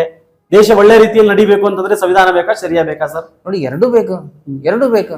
ನೋಡಿ, ನಾವು ಯಾವ ತರ ಇರ್ಬೇಕು, ನಮ್ಮ ಪರ್ಸನಲಿ ನಾವು ಯಾವ ತರ ಲೈಫ್ ನಡೆಸಬೇಕು, ನಮ್ಮ ಶರಿಯಾ ಹೇಳ್ಕೊಟ್ಟಿದೆ. ಭಾರತ ದೇಶದಲ್ಲಿ ನಾವು ಯಾವ ತರ, ಈ ದೇಶದಲ್ಲಿ ಏನ್ ನಿಯಮ ಇದೆ, ಯಾವ ತರ ರೂಲ್ಸ್ ರೆಗ್ಯುಲೇಷನ್ಸ್ ಇದೆ, ಅದು ಸಂವಿಧಾನ ಹೇಳ್ಕೊಟ್ಟಿದೆ. ಎರಡೂ ಬೇಕು ನಮ್ಗೆ. ನಮ್ ಇಸ್ಲಾಂದಲ್ಲಿ ಏನ್ ಹೇಳಿದ್ದಾರೆ, ನೀವು ಯಾವ ದೇಶದಲ್ಲಿ ಇರ್ತೀರಿ ಆ ದೇಶದ ರೂಲ್ಸ್ ಅಂಡ್ ರೆಗ್ಯುಲೇಷನ್ ಫಾಲೋ ಮಾಡ್ಬೇಕು. ನಾನು ಈ ದೇಶಕ್ಕೆ ನಾನು ಹೋರಾಟ ಮಾಡೋ ಟೈಮಿಗೆ ನಾನು ಏನಾದ್ರು ಸತ್ತರೆ ಇದೊಂದು ಶಹೀದ್ ಅನ್ನೋ ಅಂತ ನನ್ಗೆ ಲೇಬಲ್ ಸಿಗುತ್ತೆ. ಯಾಕಂದ್ರೆ ದೇಶಕ್ಕೆ ಪ್ರಾಣ ಕೊಟ್ಟವರು ಶಹೀದರು ನಮ್ಮ ಇಸ್ಲಾಮದಲ್ಲಿ. ಸೊ ಎಲ್ಲಿಂದ ನಮ್ಗೆ ಇದು ಶರಿಯಾ ಬೇರೆದು ಸಂವಿಧಾನ ಬೇರೆದು ಬಂತು? ಆತರ ಬಂದಿಲ್ಲ. ಈಗ ನೀವು ಹೇಳಿದ್ರಿಲ್ಲ, ದೇಶಕ್ಕಾಗಿ ಏನಪ್ಪಾ ಅಂತ ಕೇಳಿದ್ರೆ ಶಹೀದ್ ಆಗ್ಬೋದು ನಮ್ಮ ಇಸ್ಲಾಂ ಧರ್ಮದಲ್ಲಿ ಇದೆ ಅಂತ ಹೇಳ್ತೀರಿ. ಕೆಲವೊಬ್ರು ಏನ್ ಮಾಡ್ತಾರೆ ಅಂತಂದ್ರೆ, ಯಾಕೆ ಆ ರೀತಿಯಾಗಿ ವರ್ತನೆ ಮಾಡ್ತಾರೋ ಗೊತ್ತಿಲ್ಲ. ಈಗ ನೋಡಿ, ನೀವು ಇರಾನ್ ನಲ್ಲಿ ಇದು ಯಾಕೆ ವರ್ತನೆ ಮಾಡಾಕತ್ತಾರ ಅಂದ್ರೆ 2014 ಆದ್ಮೇಲೆ ವರ್ತನೆ ಚಾಲು ಆಗಿದೆ ಸರ್. ಅದಕ್ಕಿಂತ ಮುಂಚೆನೆ ವರ್ತನೆ ಇಲ್ಲ, ಏನು ಇದ್ದಿಲ್ಲ. 2014 ನಂತರ ಯಾಕೆ ಈ ಸಮಸ್ಯೆ ಬತ್ತು ಅಂತೀರಿ ಸರ್? ಯಾಕಂದ್ರೆ ಅವಾಗಿನ ದಿನದ ಪಾಲಿಟಿಕ್ಸ್ ಒಂದು ಬೇರೆ ರೂಪ ರಂಗ ಚೇಂಜ್ ಆಗ್ಬಿಟ್ಟಿದೆ. ಬರೀ ಹಿಂದೂ ಮುಸ್ಲಿಂ ನಡೀತಾ ಇದೆ. ಅಲ್ಲಿಂದ ಹಿಡಿದು ಅದಕ್ಕೂ ಮುಂಚೆನೂ ಕೂಡ ಹಿಂದೂ ಮುಸ್ಲಿಂ ನಡೀತಾ ಇತ್ತು. ಅವಾಗನು ಕೂಡ ಘರ್ಷಣೆಗಳಾಗ್ತಾ ಇದ್ವು. ಅವ್ರ ಮೇಲೆ ಇವ್ರ ದಾಳಿ ಮಾಡ್ತಾ ಇದ್ರು, ಇವ್ರ ಮೇಲೆ ಅವ್ರ ದಾಳಿ ಮಾಡ್ತಾ ಇದ್ರು, ಜನಾಂಗೀಯ ನಿಂದನೆಗಳಾಗ್ತಾ ಇದ್ವು. 2014 ನಂತರನೇ ದೇಶ ಬದಲಾಯ್ತಾ? ಇರ್ಬಹುದು. ಅವಾಗ 10% ಅಷ್ಟೇ ಇರ್ಬೋದು. ಈಗ 100% ನಾವು ಅಲ್ಲೇ ಬಂದ್ ನಿಂತಿದೀವಿ. ಅಲ್ಲಿ ದಿಲ್ಲಿಲಿ ಅಂತ ಹಿಡಿದು ನಮ್ಮ ಕಲಬುರಗಿಯ ಕಲ್ಯಾಣ ಕರ್ನಾಟಕ ನ್ಯೂಸ್ ದ ಕಟಕಟೆಯಲ್ಲಿನೂ ಅದೇ ಮಾತನಾಡಿತಾ ಇದೆ, ಹಿಂದೂ ಮುಸ್ಲಿಂ. ಯಾಕೆ ನಡೀತಾ ಇದೆ ಅಂದ್ರೆ ಅಲ್ಲಿ ಒಂದು ಭಾವನೆ ಬಂದ್ಬಿಟ್ಟಿದೆ ಎಲ್ಲರಿಗೂ. ಯಾಕಂದ್ರೆ ನೋಡಿ, ಈಗ ನಾನು ಕೇಳ್ತೀನಿ ಸರ್, ಸಿಂಪಲ್ ಪ್ರಶ್ನೆ ಕೇಳ್ತೀನಿ ನಿಮಗೆ. 10 ಕ್ವಶನ್ ನಲ್ಲಿ ಸರ್ ನಾನು ಒಂದೇ ಸಿಂಪಲ್ ಪ್ರಶ್ನೆ ಕೇಳ್ತೀನಿ. ಒಂದು ದೇಶದಲ್ಲಿ ಕೆಲವರು ಬದುಕ್ತಿರ್ಬೇಕಾದ ಸಂದರ್ಭದಲ್ಲಿ ಪ್ರತಿಶತ ಕೆಲವು ಜನರು ಏನಪ್ಪಾ ಅಂತ ಕೇಳಿದ್ರೆ ಬೇರೆ ದೇಶದ ಪರವಾಗಿ ಜಯಗಳನ್ನ ಘೋಷಣೆಗಳನ್ನ ಕೂಗಿದ್ರೆ ಇದು ಸರಿನಾ ತಪ್ಪಾ? ತಪ್ಪಿದೆ, 100% ತಪ್ಪಿದೆ. ಅವ್ರಿಗೆ ಶೂಟ್ ಮಾಡ್ಬೇಕು. ವಿಧಾನಸಭೆಯಲ್ಲಿ ಪಾಕಿಸ್ತಾನ್ ಜಿಂದಾಬಾದ್ ಅಂತ ಹೇಳ್ತಾರೆ. ನನ್ನ ಮನಸ್ಥಿತಿ ಏನಾಗ್ಬೇಕು? ಮನಸ್ಥಿತಿ ಏನಾಗ್ಬೇಕು ಮನೋರು ಸರ್? ಶೂಟ್ ಮಾಡ್ಬಿಡ್ಬೇಕು ಸರ್, ಅವ್ರಿಗೆ ಎನ್ಕೌಂಟರ್ ಮಾಡ್ಬಿಡ್ಬೇಕು. ಅವಾಗ ಯಾಕೆ ಮಾಡ್ಲಿಲ್ಲ ಸರ್ ಇವರು? ಯಾರು ಮಾಡ್ಬೇಕಿತ್ತು? ಸಂವಿಧಾನದಲ್ಲಿ ಇದರ ಅವಕಾಶ ಇಲ್ಲ. ಯಾವಾಗ ಯಾರು ಹೇಳಿದ್ದಾರೆ? ಎಲ್ಲಿ ಹೇಳಿದ್ದಾರೆ? ಯಾವ ವಿಧಾನಸಭೆಯಲ್ಲಿ ಪಾಕಿಸ್ತಾನ ಜಿಂದಾಬಾದ್ ಎಲ್ಲಿ ಹೇಳಿದ್ದಾರೆ ಹೇಳಿ? ಮತ್ತೆ ಈ ಜಿಂದಾಬಾದ್ ಅಂದಿರ್ತಕ್ಕಂಥದ್ದು ನೀವು ಕೇಳಿಸ್ಕೊಂಡಿಲ್ವಾ? ಸಂವಿಧಾನದಲ್ಲಿ ಪಾಕಿಸ್ತಾನ ಅಂತ ಹೇಳಿದ್ರು. ಯಾರು ಸಂವಿಧಾನದಲ್ಲಿ ಅಲ್ಲ, ಸಂವಿಧಾನದಲ್ಲಿ ಹೇಳ್ತಿಲ್ಲ ನಿಮ್ಗೆ. ಅಂದ್ರೆ ಶಿಕ್ಷೆ ಕೊಡೋದಕ್ಕೆ ಸಂವಿಧಾನದಲ್ಲಿ ಯಾಕೆ ಅವಕಾಶ ಸಿಗ್ಲಿಲ್ಲ? ಅವ್ರು ಯಾಕೆ ಹುಡ್ಕೊಂಡ್ರು ಅಂತ ನನ್ನ ಪ್ರಶ್ನೆ ಸರ್. ಇಲ್ಲ, ವಿಧಾನಸಭೆಯಲ್ಲಿ ಯಾರು ಬೇರೆ ದೇಶಕ್ಕೆ ಜಯಕಾರ ಕೊಟ್ಟಿದ್ದು ಎಲ್ಲಿ? ನಾನು ನೋಡಿ ಅಥೆಂಟಿಕ್ ಆಗಿ ಅದನ್ನ ಪ್ರೂಫ್ ಕೂಡ ಮಾಡಿದ್ರು. ಹೌದು, ಇದು ಪಾಕಿಸ್ತಾನ ಜಿಂದಾಬಾದ್ ಅಂದಿದ್ದಾರೆ ಅಂತಾನೆ ಪ್ರೂಫ್ ಆಯ್ತು. ನಾನಂತೂ ಎಲ್ಲೂ ಕೇಳಿಲ್ಲ. ಆಯ್ತು ಬಿಡಿ, ಅದು ಬೇಡ ಬಿಡಿ. ನಾನ್ ಕೇಳ್ತೀನಿ, ಇರಾನ್ ಮತ್ತು ಅಮೆರಿಕ ಯುದ್ಧ ನಡೀತಾ ಇದೆ. ಇಸ್ರೇಲ್ ನಿರಂತರವಾಗಿ ಭಾರತದ ಪರವಾಗಿ ಸಾಕಷ್ಟು ವರ್ಷಗಳಿಂದ ನಿಂತಿರ್ತಕ್ಕಂಥದ್ದು ಗೊತ್ತು. ಆದ್ರೆ ಇರಾನ್ ಪರವಾಗಿ ಈ ದೇಶದಲ್ಲಿ ಪ್ರತಿಭಟನೆಗಳಾಗ್ತವೆ. ಸರ್, ಎಷ್ಟು ತಪ್ಪು ಮಾಹಿತಿ ಇದೆ ಇದು, ಎಷ್ಟು ತಪ್ಪು ಮಾಹಿತಿ ಇದೆ. ಇಸ್ರೇಲ್ಗಿಂತ ಜಾಸ್ತಿ ನಮ್ಗೆ ಇರಾನ್ ನಮ್ ಜೊತೆ ಕೊಡ್ತಾ ಇದೆ. ನಮ್ಗೆ ಆಯಿಲ್ ನಮ್ಗೆ ಇರಾನ್ ಕೊಡ್ತಾ ಇದೆ. ಈವನ್ ಇಂಡಿಯಾ ಪಾಕಿಸ್ತಾನ ನಮ್ದು ಫೈಟ್ ನಡೆಯೋ ಟೈಮಿಗೆ ಪಾಕಿಸ್ತಾನ ಅಗೇನ್ಸ್ಟ್ ವೋಟ್ ಮಾಡಿ ಇಂಡಿಯಾಗೆ ನಮ್ಗೆ ಸಪೋರ್ಟ್ ಮಾಡಿದೆ ಇರಾನ್. ಅಂದ್ರೆ ಇಸ್ರೇಲ್ ಏನು ಮಾಡಿಲ್ಲ ದೇಶಕ್ಕೆ. ಇಲ್ಲ, ಇಸ್ರೇಲ್ ಏನ್ ಮಾಡಿದೆ ಅದು ಇಲ್ಲ. ಇನ್ನು ಇರಾನ್ ಬಗ್ಗೆ ನಿಮ್ಗೆ ಏನಾದ್ರು ಗೊತ್ತಿದ್ದೀರಾ? ನಮ್ಮ ದೇಶಕ್ಕೆ ಅವ್ರು ಸಪೋರ್ಟ್ ಮಾಡಿದಾರ ಅಥವಾ ಅವ್ರು ಏನಾದ್ರು ಯುದ್ಧಕ್ಕೆ ಸಂಬಂಧಪಟ್ಟ ಹಾಗೆ ಸಮಯ ಸಂದರ್ಭಕ್ಕೆ ಅನುಸಾರವಾಗಿ ಏನಾದ್ರು ಭಾರತಕ್ಕೆ ಸಪೋರ್ಟ್ ಮಾಡಿದಾರ, ಮಾಡಿಲ್ವಾ? ಪೂರಾ ವಿಶ್ವದಲ್ಲಿ ಅತಿ ವರ್ಸ್ಟ್ ಕಂಟ್ರಿ ಇದ್ರೆ ಅದು ಇಸ್ರೇಲ್ ಇದೆ. ಯಾಕೆ ಸರ್? ಯಾಕೆ ಅಂದ್ರೆ ಈಗ ನಿಮ್ ಮನೆ ಇದೆ, ನಿಮ್ ಮನೆಯಲ್ಲಿ ಒಂದು 10 ಮಂದಿ ಇರ್ತಾರೆ. ಒಂದ್ 4 ಮಂದಿ ಎಕ್ಸ್ಟ್ರಾ ಬಂದ್ರು, ಯಾರೋ ಬೇರೆ ಇದ್ರು. ಬಾಜು ಮನಿ ಬಿತ್ತು. ಆ ಮನಿ ಬಿದ್ಮೇಲೆ ನೀವ್ ಏನ್ ಮಾಡಿದ್ರಿ? ಆ 4 ಮಂದಿಗೆ ಇವತ್ತೊಂದ್ ದಿನ ಇರ್ರಿ, ಒಂದ್ 4 ದಿನ ಇಲ್ಲಿ ಇರ್ರಿ, ಆಮೇಲೆ ನಿಮ್ ಮನಿ ಕಟ್ಟದ್ಮೇಲೆ ನೀವು ಹೋಗ್ರಿ ಅಂತ ನೀವು 4 ಮಂದಿ ಕರೆದ್ರಿ ಒಳಗ ನಿಮ್ ಮನಿ ಪಕ್ಕದವ್ರಿಗೆ. ಆ ಮನಿ ಪಕ್ಕದವ್ರು ಏನ್ ಮಾಡಿದ್ರೆ ನೀವು 10 ಮಂದಿಗೆ ಹೊರಗೆ ಹಾಕಿ ಇದೇ ನಮ್ದೇ ಮನಿ ಅಂತ ಹೇಳಿ ಹೇಳಿದ್ರು. ಅದು ಇಸ್ರೇಲ್ ಅದ. ಅದು ನಮ್ಮ ಪ್ಯಾಲೆಸ್ತೀನ್ ಗಾಜಾ ಪಟ್ಟಿ ಏನಿದೆ ಅವ್ರದ್ದು ದೇಶ ಆಯ್ತು. ಜರ್ಮನಿದವರು ಒದ್ದು ಹೊರಗೆ ಹಾಕಿದ್ರು ಇಸ್ರೇಲ್ ಅವರಿಗೆ. ಹೊದ್ದು ಹೊರಗೆ ಹಾಕಿದಾಗ ಯಾವ ಕಂಟ್ರಿ ಇದ್ರು ತಗೊಂಡಿಲ್ಲ. ನಮ್ ಇವ್ರು ಏನ್ ಇಸ್ರೇಲ್ ಗಾಜಾದವ್ರು ಏನ್ ಮಾಡಿದ್ರು ಅಂದ್ರೆ ಅವ್ರಿಗೆ ತಗೊಂಡ್ರು. ಫೋಟೋನೇ ಇದೆ, ನಾನು ಅವ್ರಿಗೆ ವೆಲ್ಕಮ್ ಮಾಡೋ ಫೋಟೋ ಇದೆ, ನೀವು ನೋಡ್ರಿ ನ್ಯೂಸ್ ಪೇಪರ್ ದಲ್ಲಿ 1947 ನಲ್ಲಿ. ಸೊ ಅಂತ ಒಂದು ಕಂಟ್ರಿಗೆ ನೀವು ಸಪೋರ್ಟ್ ಮಾಡ್ತೀರಾ ಅಂದ್ರೆ ಇದು ಯಾವ ತರ ಇದು? ಇಲ್ಲ ಸರ್, ಯಹೂದಿಗಳನ್ನ ನಿರಂತರವಾಗಿ ಶೋಷಣೆ ಮಾಡ್ತಾ ಬಂದಿರತಕ್ಕಂಥದ್ದೇ. ಅವರನ್ನ ಯಾವ ರೀತಿಯಾಗಿ ಹೊಡಿತಾ ಬರ್ತಾ ಇದ್ದಾರೆ, ಇದು ನಮ್ಮ ದೇಶ, ಇದು ನಮ್ಮನ್ನೆಲ್ಲ ಅಂತವ್ರು ನಿರಂತರವಾಗಿ ಹೇಳ್ತಾನೆ ಇದ್ದಾರೆ. ನೀವು ನೋಡಿದ್ರೆ ಅದನ್ನ ಕಬ್ಜಾ ಮಾಡ್ಕೊಂಡಿದ್ದಾರೆ ಅಂತ ಹೇಳ್ತೀನಿ. ಇಲ್ಲ ಇಲ್ಲ, ನೀವು ನೋಡಿ ಸರ್, ಗಾಜಾ ಯಾರ್ದಿತ್ತು ಅಂತ ಹೇಳಿ ನೀವು ಹಿಸ್ಟ್ರಿ ನೋಡಿ. ಹಿಸ್ಟ್ರಿ ನೋಡಿ ನೀವು, ಗಾಜಾ ಯಾರ್ದಿತ್ತು ಅಂತ ಹೇಳಿ. ಎಷ್ಟಿದ್ರು ಜ್ಯೂಸ್ ಅವಾಗ 10,000 ಜ್ಯೂಸ್ ಇದ್ರೆ ಅಷ್ಟೇ. 10,000 ಲಿಂದ ಇವತ್ತು ಇಷ್ಟು ಪಾಪ್ಯುಲೇಷನ್ ಆಗಿದೆ. ಗಾಜಾ ಒಳಗೆ ಹೆಂಗ್ ಹೊಡೆದಿದ್ದಾರೆ, ಮೋರ್ ದೆನ್ 20 lakhs ಪೀಪಲ್ ಅವರು ಕೊಂದಿದ್ದಾರೆ. ಅವ್ರ ಯುನೈಟೆಡ್ ನೇಷನ್ಸ್ ಕೇಳಲ್ಲ, ಅವ್ರು ಯಾವ ಒಂದ್ ಕಂಟ್ರಿ ಕೇಳಲ್ಲ. ಈಗ ಅಂತ ಕಂಟ್ರಿಗೆ ನಾವು ಯಾಕೆ ಸಪೋರ್ಟ್ ಮಾಡಿ? ನೋಡಿ, ಇದು ಚರ್ಚೆಗೆ ಬಂತು ಅನ್ನೋ ವಿಚಾರವಾಗಿ ನಾನು ಮಾತಾಡ್ತಿದ್ದೇನೆ ಅಷ್ಟೇ ಸರ್. ಬಟ್ ಇಡೀ ವಿಶ್ವದಲ್ಲಿ ಅಶಾಂತಿ ಇರತಕ್ಕಂತ ದೇಶಗಳ ಹೆಸರುಗಳನ್ನ ಹೇಳ್ತೀನಿ ನಿಮ್ಗೆ. ಯಾಕಲ್ಲ ಅಶಾಂತಿ ಇದೆ? ಪಾಕಿಸ್ತಾನ ಸಂಪೂರ್ಣವಾಗಿ ಇಸ್ಲಾಂ ಕಂಟ್ರಿ. ಯಾಕೆ ನಿರಂತರವಾಗಿ ಬಾಂಬ್ಗಳ ಸ್ಫೋಟವಾಗ್ತವೆ? ಲಿಬಿಯಾ ಆಗಿರಬಹುದು. ಇಲ್ಲ, ಪಾಕಿಸ್ತಾನ ಬಗ್ಗೆ ಮಾತಾಡ್ಲಿ, ನಾ ಭಾರತೀಯ ಇದ್ದೀನಿ, ಭಾರತ ಬಗ್ಗೆ ಮಾತಾಡ್ತೀನಿ. ಇಂಡಿಯಾ ಬಗ್ಗೆ ಕೇಳಿದ್ರೆ ಇಂಡಿಯಾ ಬಗ್ಗೆ ಹೇಳ್ತೀನಿ. ನೀವು ಭಾರತೀಯರು ಇದ್ರೆ ನನಗೆ ಪಾಕಿಸ್ತಾನ ಬಗ್ಗೆ ಗೊತ್ತೇ ಇಲ್ಲ. ನನ್ಕಿಂತ ಹೆಚ್ಚಿಗೆ ನೀವೇ ಹೇಳ್ತೀರಿ ಪಾಕಿಸ್ತಾನ ಬಗ್ಗೆ. ನಿಮ್ಗೆ ಅಷ್ಟೇ ಅದ್ರ ಬಗ್ಗೆ ಆಸಕ್ತಿ ಇದೆ. ನಿಮ್ಗೆ ಇಂಡಿಯಾ ಬಗ್ಗೆ ಕೇಳಿದ್ರೆ ಹೇಳ್ತೀನಿ ಸರ್. ಅದೇ ನಾ ಸೌದಿ ಅರೇಬಿಯಾ ಬಗ್ಗೆ ಹೇಳಿದ್ರೆ, ಸೌದಿ ಅರೇಬಿಯಾದಲ್ಲಿ ಎಷ್ಟು ಪೀಸ್ ಅಂಡ್ ಇದು ಇದೆ ಅಷ್ಟು ನಮ್ಮ ಬೇರೆ ಯಾವ್ದು ದೇಶದಲ್ಲಿ ಇಲ್ಲ. ದುಬೈದಲ್ಲಿ ಎಷ್ಟಿದೆ? ಅದು ಬರೀ ಪಾಕಿಸ್ತಾನ. ಸೌದಿ ಅರೇಬಿಯಾದಲ್ಲಿ ಪೀಸ್ ಇದೆ ಅಂತ ಒಪ್ಕೋತೀರಿ. ಬೇರೆ ಇಸ್ಲಾಮಿಕ್ ಕಂಟ್ರಿಗಳಲ್ಲಿ ಕೆಲವು ಇಸ್ಲಾಂ ಕಂಟ್ರಿ, ಪಾಕಿಸ್ತಾನ ಹೆಸರು ಬಿಸಾಕಿ ಬೇಡ, ನಾ ಕೇಳ್ತೀನಿ ನಿಮ್ಗೆ. ಸೌದಿ ಅರೇಬಿಯಾದಲ್ಲಿ ಪೀಸ್ ಇದೆ, ದುಬೈನಲ್ಲಿ ಪೀಸ್ ಇದೆ, ಒಮಾನ್ ನಲ್ಲಿ ಪೀಸ್ ಇದೆ. ಮತ್ತೆ ಕೆಲವು ಇಸ್ಲಾಂ ರಾಷ್ಟ್ರಗಳಲ್ಲಿ ಯಾಕೆ ಪೀಸ್ ಇಲ್ಲ ಸರ್? ಎಲ್ಲಿ ಕಾರಣ ಯಾಕೆ? ಲಿಬಿಯಾ ಪ್ರಾಬ್ಲಮ್ ಇದೆ, ನಿಮ್ಗೆ ಗೊತ್ತಿದ್ದಲ್ಲ. ಲಿಬಿಯಾ ಮಧ್ಯ ಪ್ರಾಚ್ಯದಲ್ಲಿ ಬರ್ತಿರ್ತಕ್ಕಂಥ ದೇಶಗಳು ಯಾಕೆ ಇಲ್ಲಿ ಬಡದಾಡ ಸಾಯ್ತಾ ಇದಾರೆ? ಮನುಷ್ಯತ್ವದ ಬಗ್ಗೆ ಅವ್ರಿಗೆ ಯಾಕೆ ಚಿಂತೆ ಇಲ್ಲ ಅನ್ನೋದು ನನ್ನ ಪ್ರಶ್ನೆ ಸರ್. ಅವ್ರ ಮನುಷ್ಯರಲ್ವಾ ಸರ್?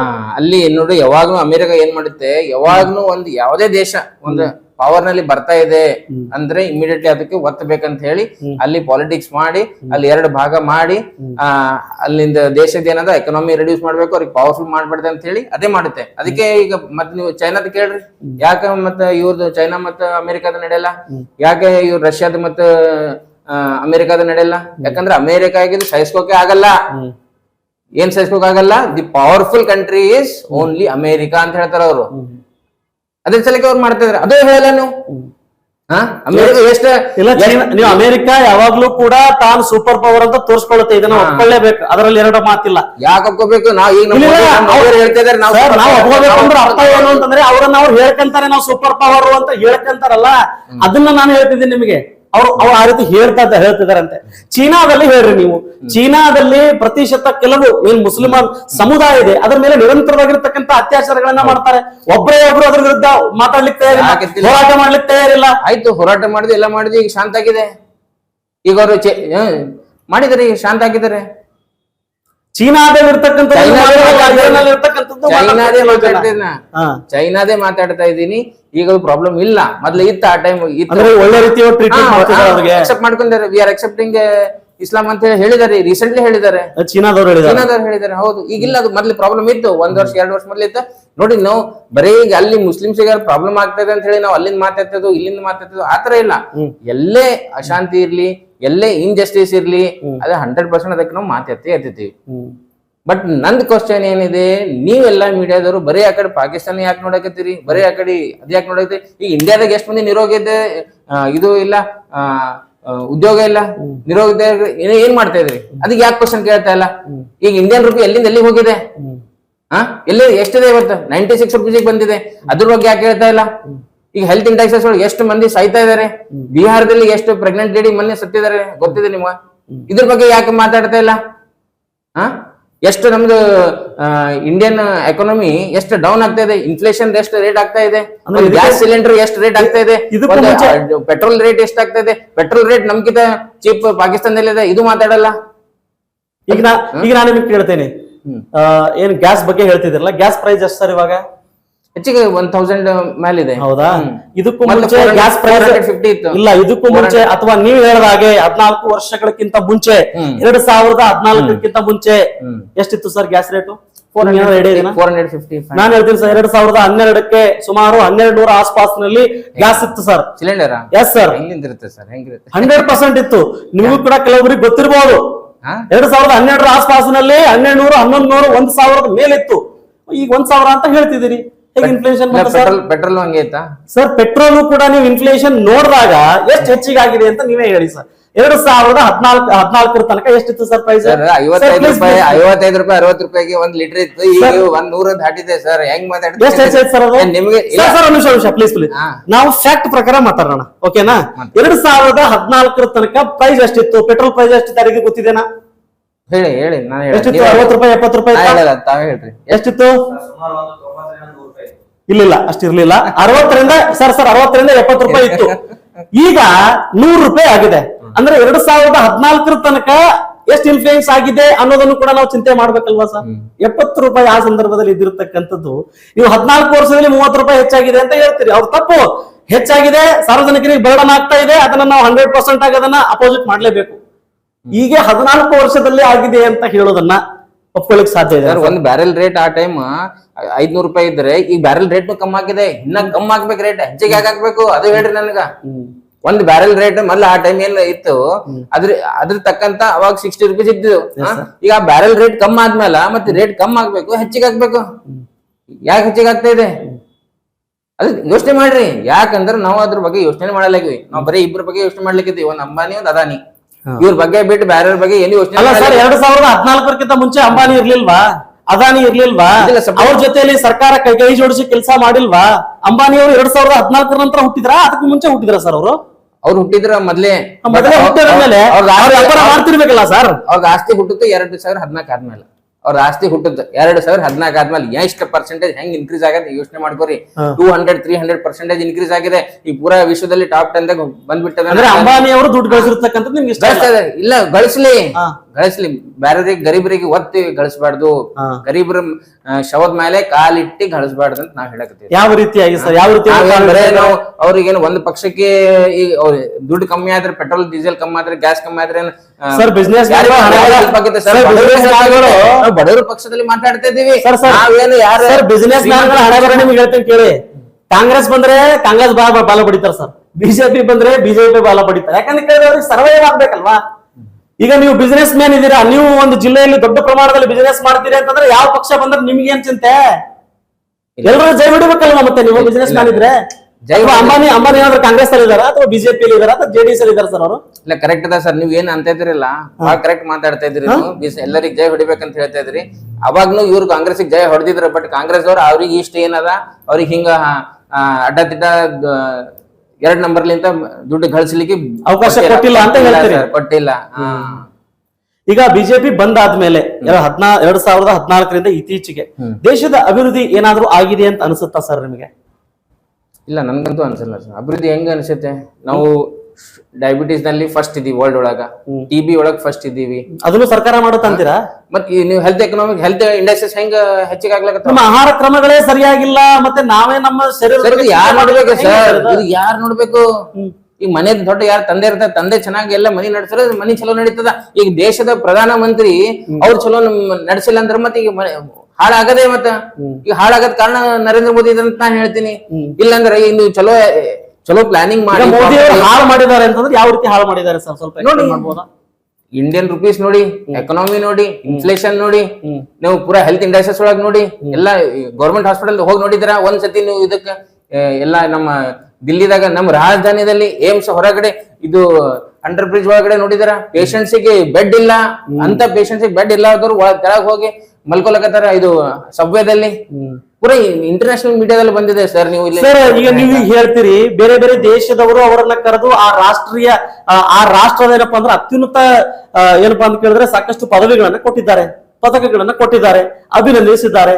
ಜೊತೆಗೆ ಈ ಮಿಡಲ್ ಈಸ್ಟ್ ಇರ್ತಕ್ಕಂಥ ಎಷ್ಟೋ ದೇಶಗಳು ಮೋದಿ ಅವರನ್ನ ಹಾಡಿ ಹೊಗಳ್ತಾ ಇವೆ. ನೀವು ನೋಡಿದ್ರೆ ದೇಶದಲ್ಲಿ ಇದ್ದೀರಿ, ಮೋದಿ ಕೆಲಸ ಸರಿಯಾಗಿ ಮಾಡಿಲ್ಲ ಅಂತ ಹೇಳ್ತೀವಿ. ಮಾಡಿಲ್ಲ ಸರ್, ಮಾಡಿಲ್ಲ. ಮಾಡ್ಬೇಕು. ಮಾಡಿದ್ರೆ ಇಷ್ಟ ನಾವು ಪವರ್ ಇಂಡಸ್ಟ್ರಿ ನಾವು ಫುಡ್ ಒಳಗ ಎಷ್ಟು ತೆಳಗಡೆ ಇದೀವಿ ಗೊತ್ತದ ನಮ್ಗೆ. ಕೋವಿಡ್ ಸಂದರ್ಭದಲ್ಲಿ ಒಳ್ಳೆ ಕೆಲಸ ಮಾಡಿಲ್ಲ. ಫುಡ್ ಹಂಗರ್ ಇಂಡೆಕ್ಸ್ ಒಳಗೆ ಎಲ್ಲಿದ್ದೀವಿ ಸರ್ ನಾವು ಹೇಳ್ರಿ? ಇಂಡೆಕ್ಸ್ ಗಳನ್ನ ಹೇಳಿ. ಫುಡ್ ಹಂಗರ್ ಇಂಡೆಕ್ಸ್ ನಾವು ಟಾಪ್ ಬಾಟಮ್ ಡನ್ ಆಗಿದ್ದೀವಿ ಸರ್. ಕೋವಿಡ್ ಸಂದರ್ಭದಲ್ಲಿ ನೀವು ಕೂಡ ಸಿಕ್ಕಾಪಟ್ಟೆ ಕಷ್ಟಪಟ್ಟಿರ್ತಕ್ಕಂಥವ್ರು. ಕೋವಿಡ್ ಸಂದರ್ಭದಲ್ಲಿ ದೇಶ ಅನುಭವಿಸಿರ್ತಕ್ಕಂಥ ಕಷ್ಟಗಳನ್ನ ನಿಭಾಯಿಸುವಲ್ಲಿ ಕೇಂದ್ರ ಸರ್ಕಾರ, ರಾಜ್ಯ ಸರ್ಕಾರ ಸಫಲ ಆಗಿದೆ ಅಂತ ಅನ್ಸಿಲ್ವಾ ಸರ್ ನಿಮಗೆ? ಸಿಕ್ಕಾಪಟ್ಟೆ ಎಲ್ಲಿ ಬೇಕಲ್ಲಿ ಬೇರೆ ಬೇರೆ ದೇಶಗಳಲ್ಲಿ ಕ್ವಾರಂಟೈನು ಸಮಸ್ಯೆ ಆಗ್ತಾ ಇತ್ತು. ನಾನು ಡಿಫೆನ್ಸ್ ಮಾಡ್ತಾ ಇದ್ದೀನಿ ಅಂತಲ್ಲ, ನೀವು ಅದನ್ನ ಅಪೋಸಿಟ್ ಮಾಡ್ತಾ ಇದೀರಿ ಅಂತ ನಾನು ಪ್ರಶ್ನೆ ಕೇಳ್ತಿದ್ದೀನಿ ಅಷ್ಟೇ. ನಿಮ್ ಸ್ಟ್ಯಾಟಿಸ್ಟಿಕ್ಸ್ ಸರಿ ಇಲ್ಲ ಸರ್. ಇಲ್ಲ, 100% ಇಲ್ಲ ಸರ್. ಸ್ಟ್ಯಾಟಿಸ್ಟಿಕ್ಸ್ ಸರಿ ಇಲ್ಲ ಅಂದ್ರೆ ನಾನು ಏನು ಮಾತಾಡಕ್ ಬರಲ್ಲ ಸರ್. ಸ್ಟ್ಯಾಟಿಸ್ಟಿಕ್ಸ್ ಕರೆಕ್ಟ್ ಇದ್ರೆ ಮೋದಿ ಅವರ ಕೆಲಸ ನಿಮ್ಗೆ ಇಷ್ಟ ಆಗಿಲ್ಲ. ಎಷ್ಟು ಕೋವಿಡ್ ಡೆತ್ಸ್ ಆಗಿದೆ ಕರೆಕ್ಟ್ ಅದನ್ನ ನೀವು ಹೇಳಿ ಸರ್. ಎಷ್ಟು ಆಗಿಲ್ಲ ಅಂತ ಹೇಳಿ. ಪೂರಾ ವರ್ಲ್ಡ್ ಒಳಗೆ ಹೈಯೆಸ್ಟ್ ಕೋವಿಡ್ ಡೆತ್ಸ್ ನಮ್ಮಲ್ಲಿದೆ. ಮತ್ತೆ ಎಷ್ಟು ಕೋವಿಡ್ ಡೆತ್ ಗೆ ವಿತೌಟ್ ಎಂಟ್ರಿ ಮಾಡ್ಕೊಲಾರ್ದ ಅದಕ್ಕೆ ಮುಚ್ಚಬೇಕಂತ ಹೇಳಿ ಎಷ್ಟು ಕಡೆ ನೀವು ಶವಗಳು ನೋಡಿಲ್ಲ?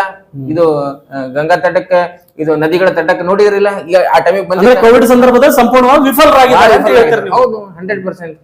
ಓಕೆ, ಇಷ್ಟೇ. ನೆಕ್ಸ್ಟ್ ಕ್ವಶನ್ ಮಿಸ್ಟರ್ ಕೇಳಿ. ಹೇಳಿ ಸರ್. ಸರ್, ನೀವು ಡಾಕ್ಟರ್ ಆಗಿ ಒಳ್ಳೆ ಒಂದು ಹಣ ಮಾಡ್ಬೋದು, ದುಡ್ಡು ಮಾಡ್ಬೋದು, ಎಲ್ಲ ಮಾಡಿರಿ ಸರ್. ಬಟ್ ಅದೇ ವೇಳೆ ಬೇರೆ ಕಡೆ ಸೇವೆ ಮಾಡ್ಬೋದಾಗಿತ್ತು ಸರ್. ಡಾಕ್ಟರ್ ಇದ್ದೇ ಬೇರೆ ಕಡೆ ಸೇವೆ ಮಾಡ್ಬೋದು ಸರ್. ರಾಜಕೀಯಕ್ಕೆ ಯಾಕೆ ಎಂಟ್ರಿ ಆಗಿದೆ ಸರ್?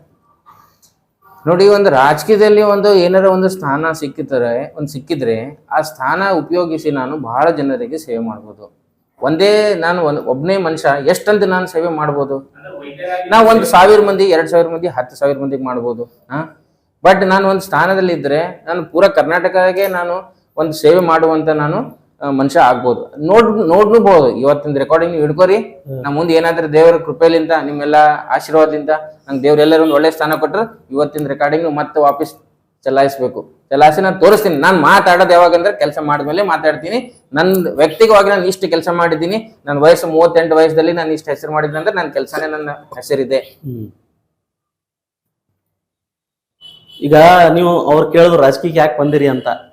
ಕಾಂಗ್ರೆಸ್ ಯಾಕೆ ಸರ್? ಬಿಜೆಪಿ ಇತ್ತು, ಜೆಡಿಎಸ್ ಇತ್ತು, ಬೇರೆ ಬೇರೆ ಪಕ್ಷಗಳಿತ್ತು, ಎಎಂಎಂಐ ಇತ್ತು. ಇದೆಲ್ಲವನ್ನೂ ಕೂಡ ನೀವು ಬೇರೆ ಆಯ್ಕೆ ಮಾಡಬಹುದಿತ್ತಲ್ಲ ಸರ್. ಇಂಡಿಯಾದಲ್ಲಿ ನೋಡಿ, ಕಮ್ಯುನಲ್ ಪಾಲಿಟಿಕ್ಸ್ ನಂಗೆ ಇಷ್ಟ ಇಲ್ಲ. Communal politics extremism. ಏನ್ ಬಿಜೆಪಿ ಎಕ್ಸ್ಟ್ರೀಮಿಸಂ ಇದೆ, ಅದೇ ತರ ಎಂಐಎಂ ಎಕ್ಸ್ಟ್ರೀಮಿಸಂ ಇದೆ. ಅದು ಬರೇ ಮುಸ್ಲಿಮಿಗೆ ಹಿಡಿದು ನಡೆಯುತ್ತೆ, ಇದು ಬರೇ ಹಿಂದೂ ಹಿಡಿದು ನಡೆಯುತ್ತೆ. ಸರ್ ನೀವು ಅದ್ರಲ್ಲಿ ಜಾಯ್ನ್ ಆಗ್ಬೋದಲ್ಲ ಎಂಐಎಂ ಅಲ್ಲಿ? ಎಲ್ಲಿ? ನಂಗೆ ಇಷ್ಟ ಇಲ್ಲ. ನಂಗೆ ಸೆಕ್ಯುಲರಿಸಂ ಇಷ್ಟ ಇದೆ. ನಂಗೆ ಸೆಕ್ಯುಲರಿಸಂ ಅಂದ್ರೆ ಇಷ್ಟ. ನಂಗೆಲ್ಲ ನಂದು ಎಷ್ಟು ಸ್ನೇಹಿತರಿದ್ದಾರೆ ಅದ್ರೊಳಗೆ ಎಲ್ಲರೂ ಇದ್ದಾರೆ. ಬ್ರಾಹ್ಮಿನ್ಸ್ನು ಇದ್ದಾರೆ, ಲಿಂಗಾಯತ್ನು ಇದ್ದಾರೆ, ದಲಿತರು ಇದ್ದಾರೆ, ಮುಸ್ಲಿಮರು ಇದ್ದಾರೆ, ಕ್ರಿಶ್ಚಿಯನ್ಸ್ನು ಇದ್ದಾರೆ, ಎಲ್ಲರೂ ಇದ್ದಾರೆ. ನಮ್ಗದು ಅದೇನ್ ನಮ್ದು ಇಂಡಿಯಾದ ಒಂದು ಸಂಸ್ಕೃತಿ ಇದೆ, ಭಾರತ ದೇಶದ ಎಲ್ಲರೂ ಒಂದ್ ಜೊತೆಗಿರೋದು. ಅದೇ ನೀವು ಬೇರೆ ದೇಶಕ್ಕೆ ಹೋಗಿರಿ, ಅದು ಆ ಮಜಾ ಬರಲ್ಲ. ಏನ್ ನಾವು ಇಲ್ಲಿ ಭಾರತ ದೇಶದಾಗ ಇದ್ದಿ ನಾವು ದಿವಾಲಿದಾಗ, ದೀಪಾವಳಿ ಮತ್ತ ನಮ್ಮ ಹಬ್ಬದಾಗ ನಾವ್ ಏನು ಹೋಳಿಗೆ ತಿಂತೀವಿ, ಮತ್ ನಮ್ಮ ಹಬ್ಬಕ್ಕೆ ಅವ್ರು ಬಂದು ಶೀರ್ಕರ್ಮ ಕುಡಿತಾರ, ಅದು ಮಜಾನೇ ಬೇರೆ ಅದ. ಈ ಹಬ್ಬಕ್ಕೆ ನೀವು ಯಾವಾಗ್ರಿ ಒಂದ್ಸತಿ ನಂಗೆ ಆರಾಮಿದ್ದಿಲ್ಲ, ನಾ ಆ ಸತಿ ನಾನು ಯಾರಿಗೂ ಕರೆದಿದ್ದಿಲ್ಲ. ಸೊ ಬೆಳಗ್ಗೆ ಎದ್ದೆ, ನಮಾಜ್ ಓದ್ ಬಂದೆ, ಮತ್ ಮನೆಯಾಗ ನಾನೇ ಹಾಲು ಕುಡಿದು ಮತ್ ಮಾಡ್ಕೊಂಡ್ಬಿಟ್ಟೆ. ಅದು ಹಬ್ಬನೇ ಅನ್ಸಿಲ್ಲ ನನ್ಗ. ನಂದು ಎವ್ರಿ ಹಬ್ಬಕ್ಕೆ ಏನಾದ ನನ್ ಸುಮಾರು 50-100 ಮಂದಿ ನನ್ ಬಲ್ಲಿ ಬರ್ತಾರ. ಎಲ್ಲಾ ಬೇರೆ ಬೇರೆ ಸಮಾಜರು ಬಂದು ಶೀರ್ಕುರ್ಮಾ ಅದು ಕುಡಿತಾರ, ಬಿರಿಯಾನಿ ತಿಂತಾರ. ಸೊ ಒಂದು ಅದೇ ಒಂದ್ ನಮ್ದು ಎಲ್ಲರೂ ಕಲ್ತಿ ನಾವು ಹಬ್ಬ ಮಾಡ್ತೀವಲ್ಲ, ಅದೇ ಇಷ್ಟ ಆಗಿದೆ ನಂಗೆ. ಸೆಕ್ಯುಲರಿಸಂ ನಂಗೆ ಲೈಕ್ ಆಗುತ್ತೆ. ಸೊ ಆತರ ನಾನು ಆತರನೇ ನಾನು ಪಾಲಿಟಿಕಲ್ ಐಡಿಯಾಲಜಿ ಇಂಪಾರ್ಟೆಂಟ್ ಇದೆ. ನನ್ನ ಸೆಕ್ಯುಲರ್ ಮೈಂಡ್ ಸೆಟ್ ಇದೆ ಅಂತ ಹೇಳಿದ್ರೆ ಸರ್, ನನಗೊಂದು ಕ್ಯೂರಿಯಾಸಿಟಿ ಇದೆ ಸರ್. ನೀವ್ ಹೇಳ್ಬೇಕಿದ್ರೆ ನನ್ನ ಬ್ರಾಹ್ಮಣ ಫ್ರೆಂಡ್ ಕೂಡ ಇದ್ದಾನೆ, ಲಿಂಗಾಯತ್ ಫ್ರೆಂಡ್ ಕೂಡ ಇದ್ದಾನೆ, ಕುರುಬ ಇದ್ದಾನೆ, ಎಲ್ಲರೂ ಇದಾರೆ ಅಂತ ಹೇಳಿದ್ರಿ.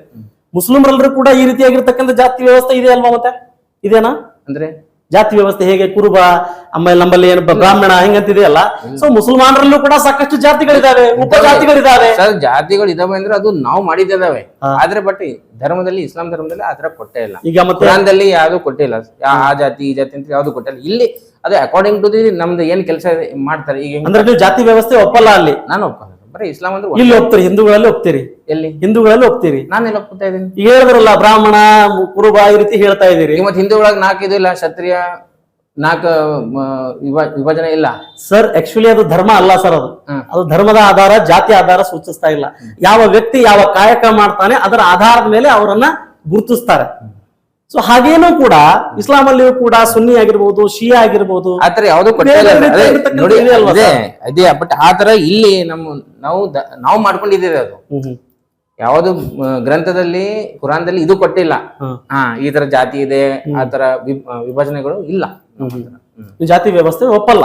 ನಾವು ಒಪ್ಪಲ್ಲ. ಹೇಳ್ಬೋದು ಸರ್ ಪ್ರಶ್ನೆ ತಾವು. ನಮಸ್ತೆ ಸರ್. ನಮಸ್ಕಾರ. ನನ್ನ ಹೆಸರು ಮಹಂತೇಶ್ ಅಂತ ಹೇಳಿ, ಸಾಮಾಜಿಕ ಕಾರ್ಯಕರ್ತ. ಈಗ ಕಲಬುರಗಿಯಲ್ಲಿ ಬಂದ್ರೆ ಕಲಬುರಗಿ ಉತ್ತರ ಮತಕ್ಷೇತ್ರನೂ ಇದೆ, ಕಲಬುರಗಿ ದಕ್ಷಿಣ ಮತಕ್ಷೇತ್ರನೂ ಇದೆ. ಆದ್ರೂ ತಾವು ಫೋಕಸ್ ಮಾಡಿರ್ತಕ್ಕಂಥದ್ದು ಕಲಬುರಗಿ ಗ್ರಾಮೀಣ ಕ್ಷೇತ್ರ. ಇದಕ್ಕ ಒಂದು ಮೂಲ ಕಾರಣ ಏನು ಅಂತ ಹೇಳ್ಬೋದಾ ಸರ್? ನೋಡಿ, ಉತ್ತರದಲ್ಲಿ ನಮ್ಮ ಖಮರ್ ಸಾಬ್ ಅವರ ಫ್ಯಾಮಿಲಿದಲ್ಲಿ ಮೇಡಮ್ ಕನೀಸ್ ಫಾತಿಮಾ ಮೇಡಮ್ ಅವರು ಶಾಸಕರಾಗಿದ್ದಾರೆ. ಅವರು ಬಹಳ ವರ್ಷದಿಂದ ಇಲ್ಲಿ ಮಾಡ್ತಾ ಇದ್ದಾರೆ. ಅವ್ರಿಗೆ ಬಿಟ್ಟು ಮತ್ತೆ 4-5 ಮಂದಿ ಏನಾರ ವರ್ಕ್ ಮಾಡ್ತೀನಿಲ್ಲ ಅಂತ ಹೇಳಿ ವರ್ಕ್ ಮಾಡ್ತಾ ಇದ್ದಾರೆ. ಸೌತದಲ್ಲಿನೂ ನಮ್ಮ ಅಲ್ಲಂಪ್ರಭು ಪಾಟೀಲ್ ಅವರು ಇದ್ದಾರೆ, ನಮ್ಮ ಅಪ್ಪುಗೌಡ ಅವರು ಇದ್ದಾರೆ, ಮತ್ತು ನೀಲ್ಕಂಠ ಮುರುಗೇಶ್ ಅವರು ಇದ್ದಾರೆ, ಮತ್ತು ನಮ್ಮ ಭಾಳ ಕೃಷ್ಣ ರೆಡ್ಡಿ ಅವರು ಇದ್ದಾರೆ. ಭಾಳಷ್ಟು ಮಂದಿ ವರ್ಕ್ ಮಾಡ್ತಾ ಇದ್ದಾರೆ. ಗ್ರಾಮೀಣ ಭಾಗದಲ್ಲಿ ಭಾಳಷ್ಟು ಲೀಡರ್ಸ್ ಹೋಗಲ್ಲ. ಈಗ ನಾನು ಟ್ರೈ ಮಾಡ್ತಾ ಇದ್ದೀನಿ, ಇನ್ನ ಅಲ್ಲಿ ರಿಸರ್ವ್ ಇದೆ, ಇನ್ನ ಕ್ಯಾಟಗರಿನೂ ಇಲ್ಲ. ನಾನು ವರ್ಕ್ ಮಾಡ್ಬೇಕಲ್ಲ, ಯಾಕಂದ್ರೆ ಭಾಳಷ್ಟು ಮಂದಿ ಹೋಗಲ್ಲ. ಈಗ ದಿನ ಬೆಳಗ್ಗೆ ಎದ್ದು ಒಂದು ರೌಂಡ್ ಓಡಿ ಬರ್ರಿ, 10 ದಿನ ಹೋಗ್ಬೋದು, 11ನೇ ದಿನ ಸಾಕಾಗ್ತದ. ದಿನ ಎದ್ದು ಹೋಗ್ಲಿಕ್ಕೆ ಆಗಲ್ಲ. ಅದಕ್ಕೆ ಬಹಳಷ್ಟು ಲೀಡರ್ಸ್ ಏನದ ಗ್ರಾಮೀಣ ಭಾಗದಲ್ಲಿ ಹೋಗಲ್ಲ. ನಾ ಹೋಗಲ್ಲ, ನಾನು ಡಾಕ್ಟರ್ ಇದ್ದೀನಿ, ನಾ ಒಂದು ಹೆಲ್ತ್ ಬಗ್ಗೆ ಅವ್ರಿಗೆ ಅವೇರ್ನೆಸ್ ಮೂಡಿಸ್ತೀನಿ. ಯಾವ ಥರ ಸ್ವಚ್ಛತೆ ಕಾಪ್ ಮಾಡ್ಬೇಕಂತ ಹೇಳಿ ಮೂಡಿಸ್ತೀನಿ, ಯಾವ ಥರ ಊಟ ಮಾಡ್ಬೇಕಂತ ಹೇಳ್ತೀನಿ, ಯಾವ ಥರ ಏನಾರ ಪ್ರಾಬ್ಲಮ್ ಆದ್ರೆ ಜ್ವರ ಗಿರ ಏನು ಬಂದ್ರೆ ಏನು ಮಾಡ್ಬೇಕಂತ ಹೇಳ್ತೀನಿ. ಅವ್ರಿಗೆ ಅವೇರ್ನೆಸ್ ಕ್ರಿಯೇಟ್ ಮಾಡ್ತೀನಿ.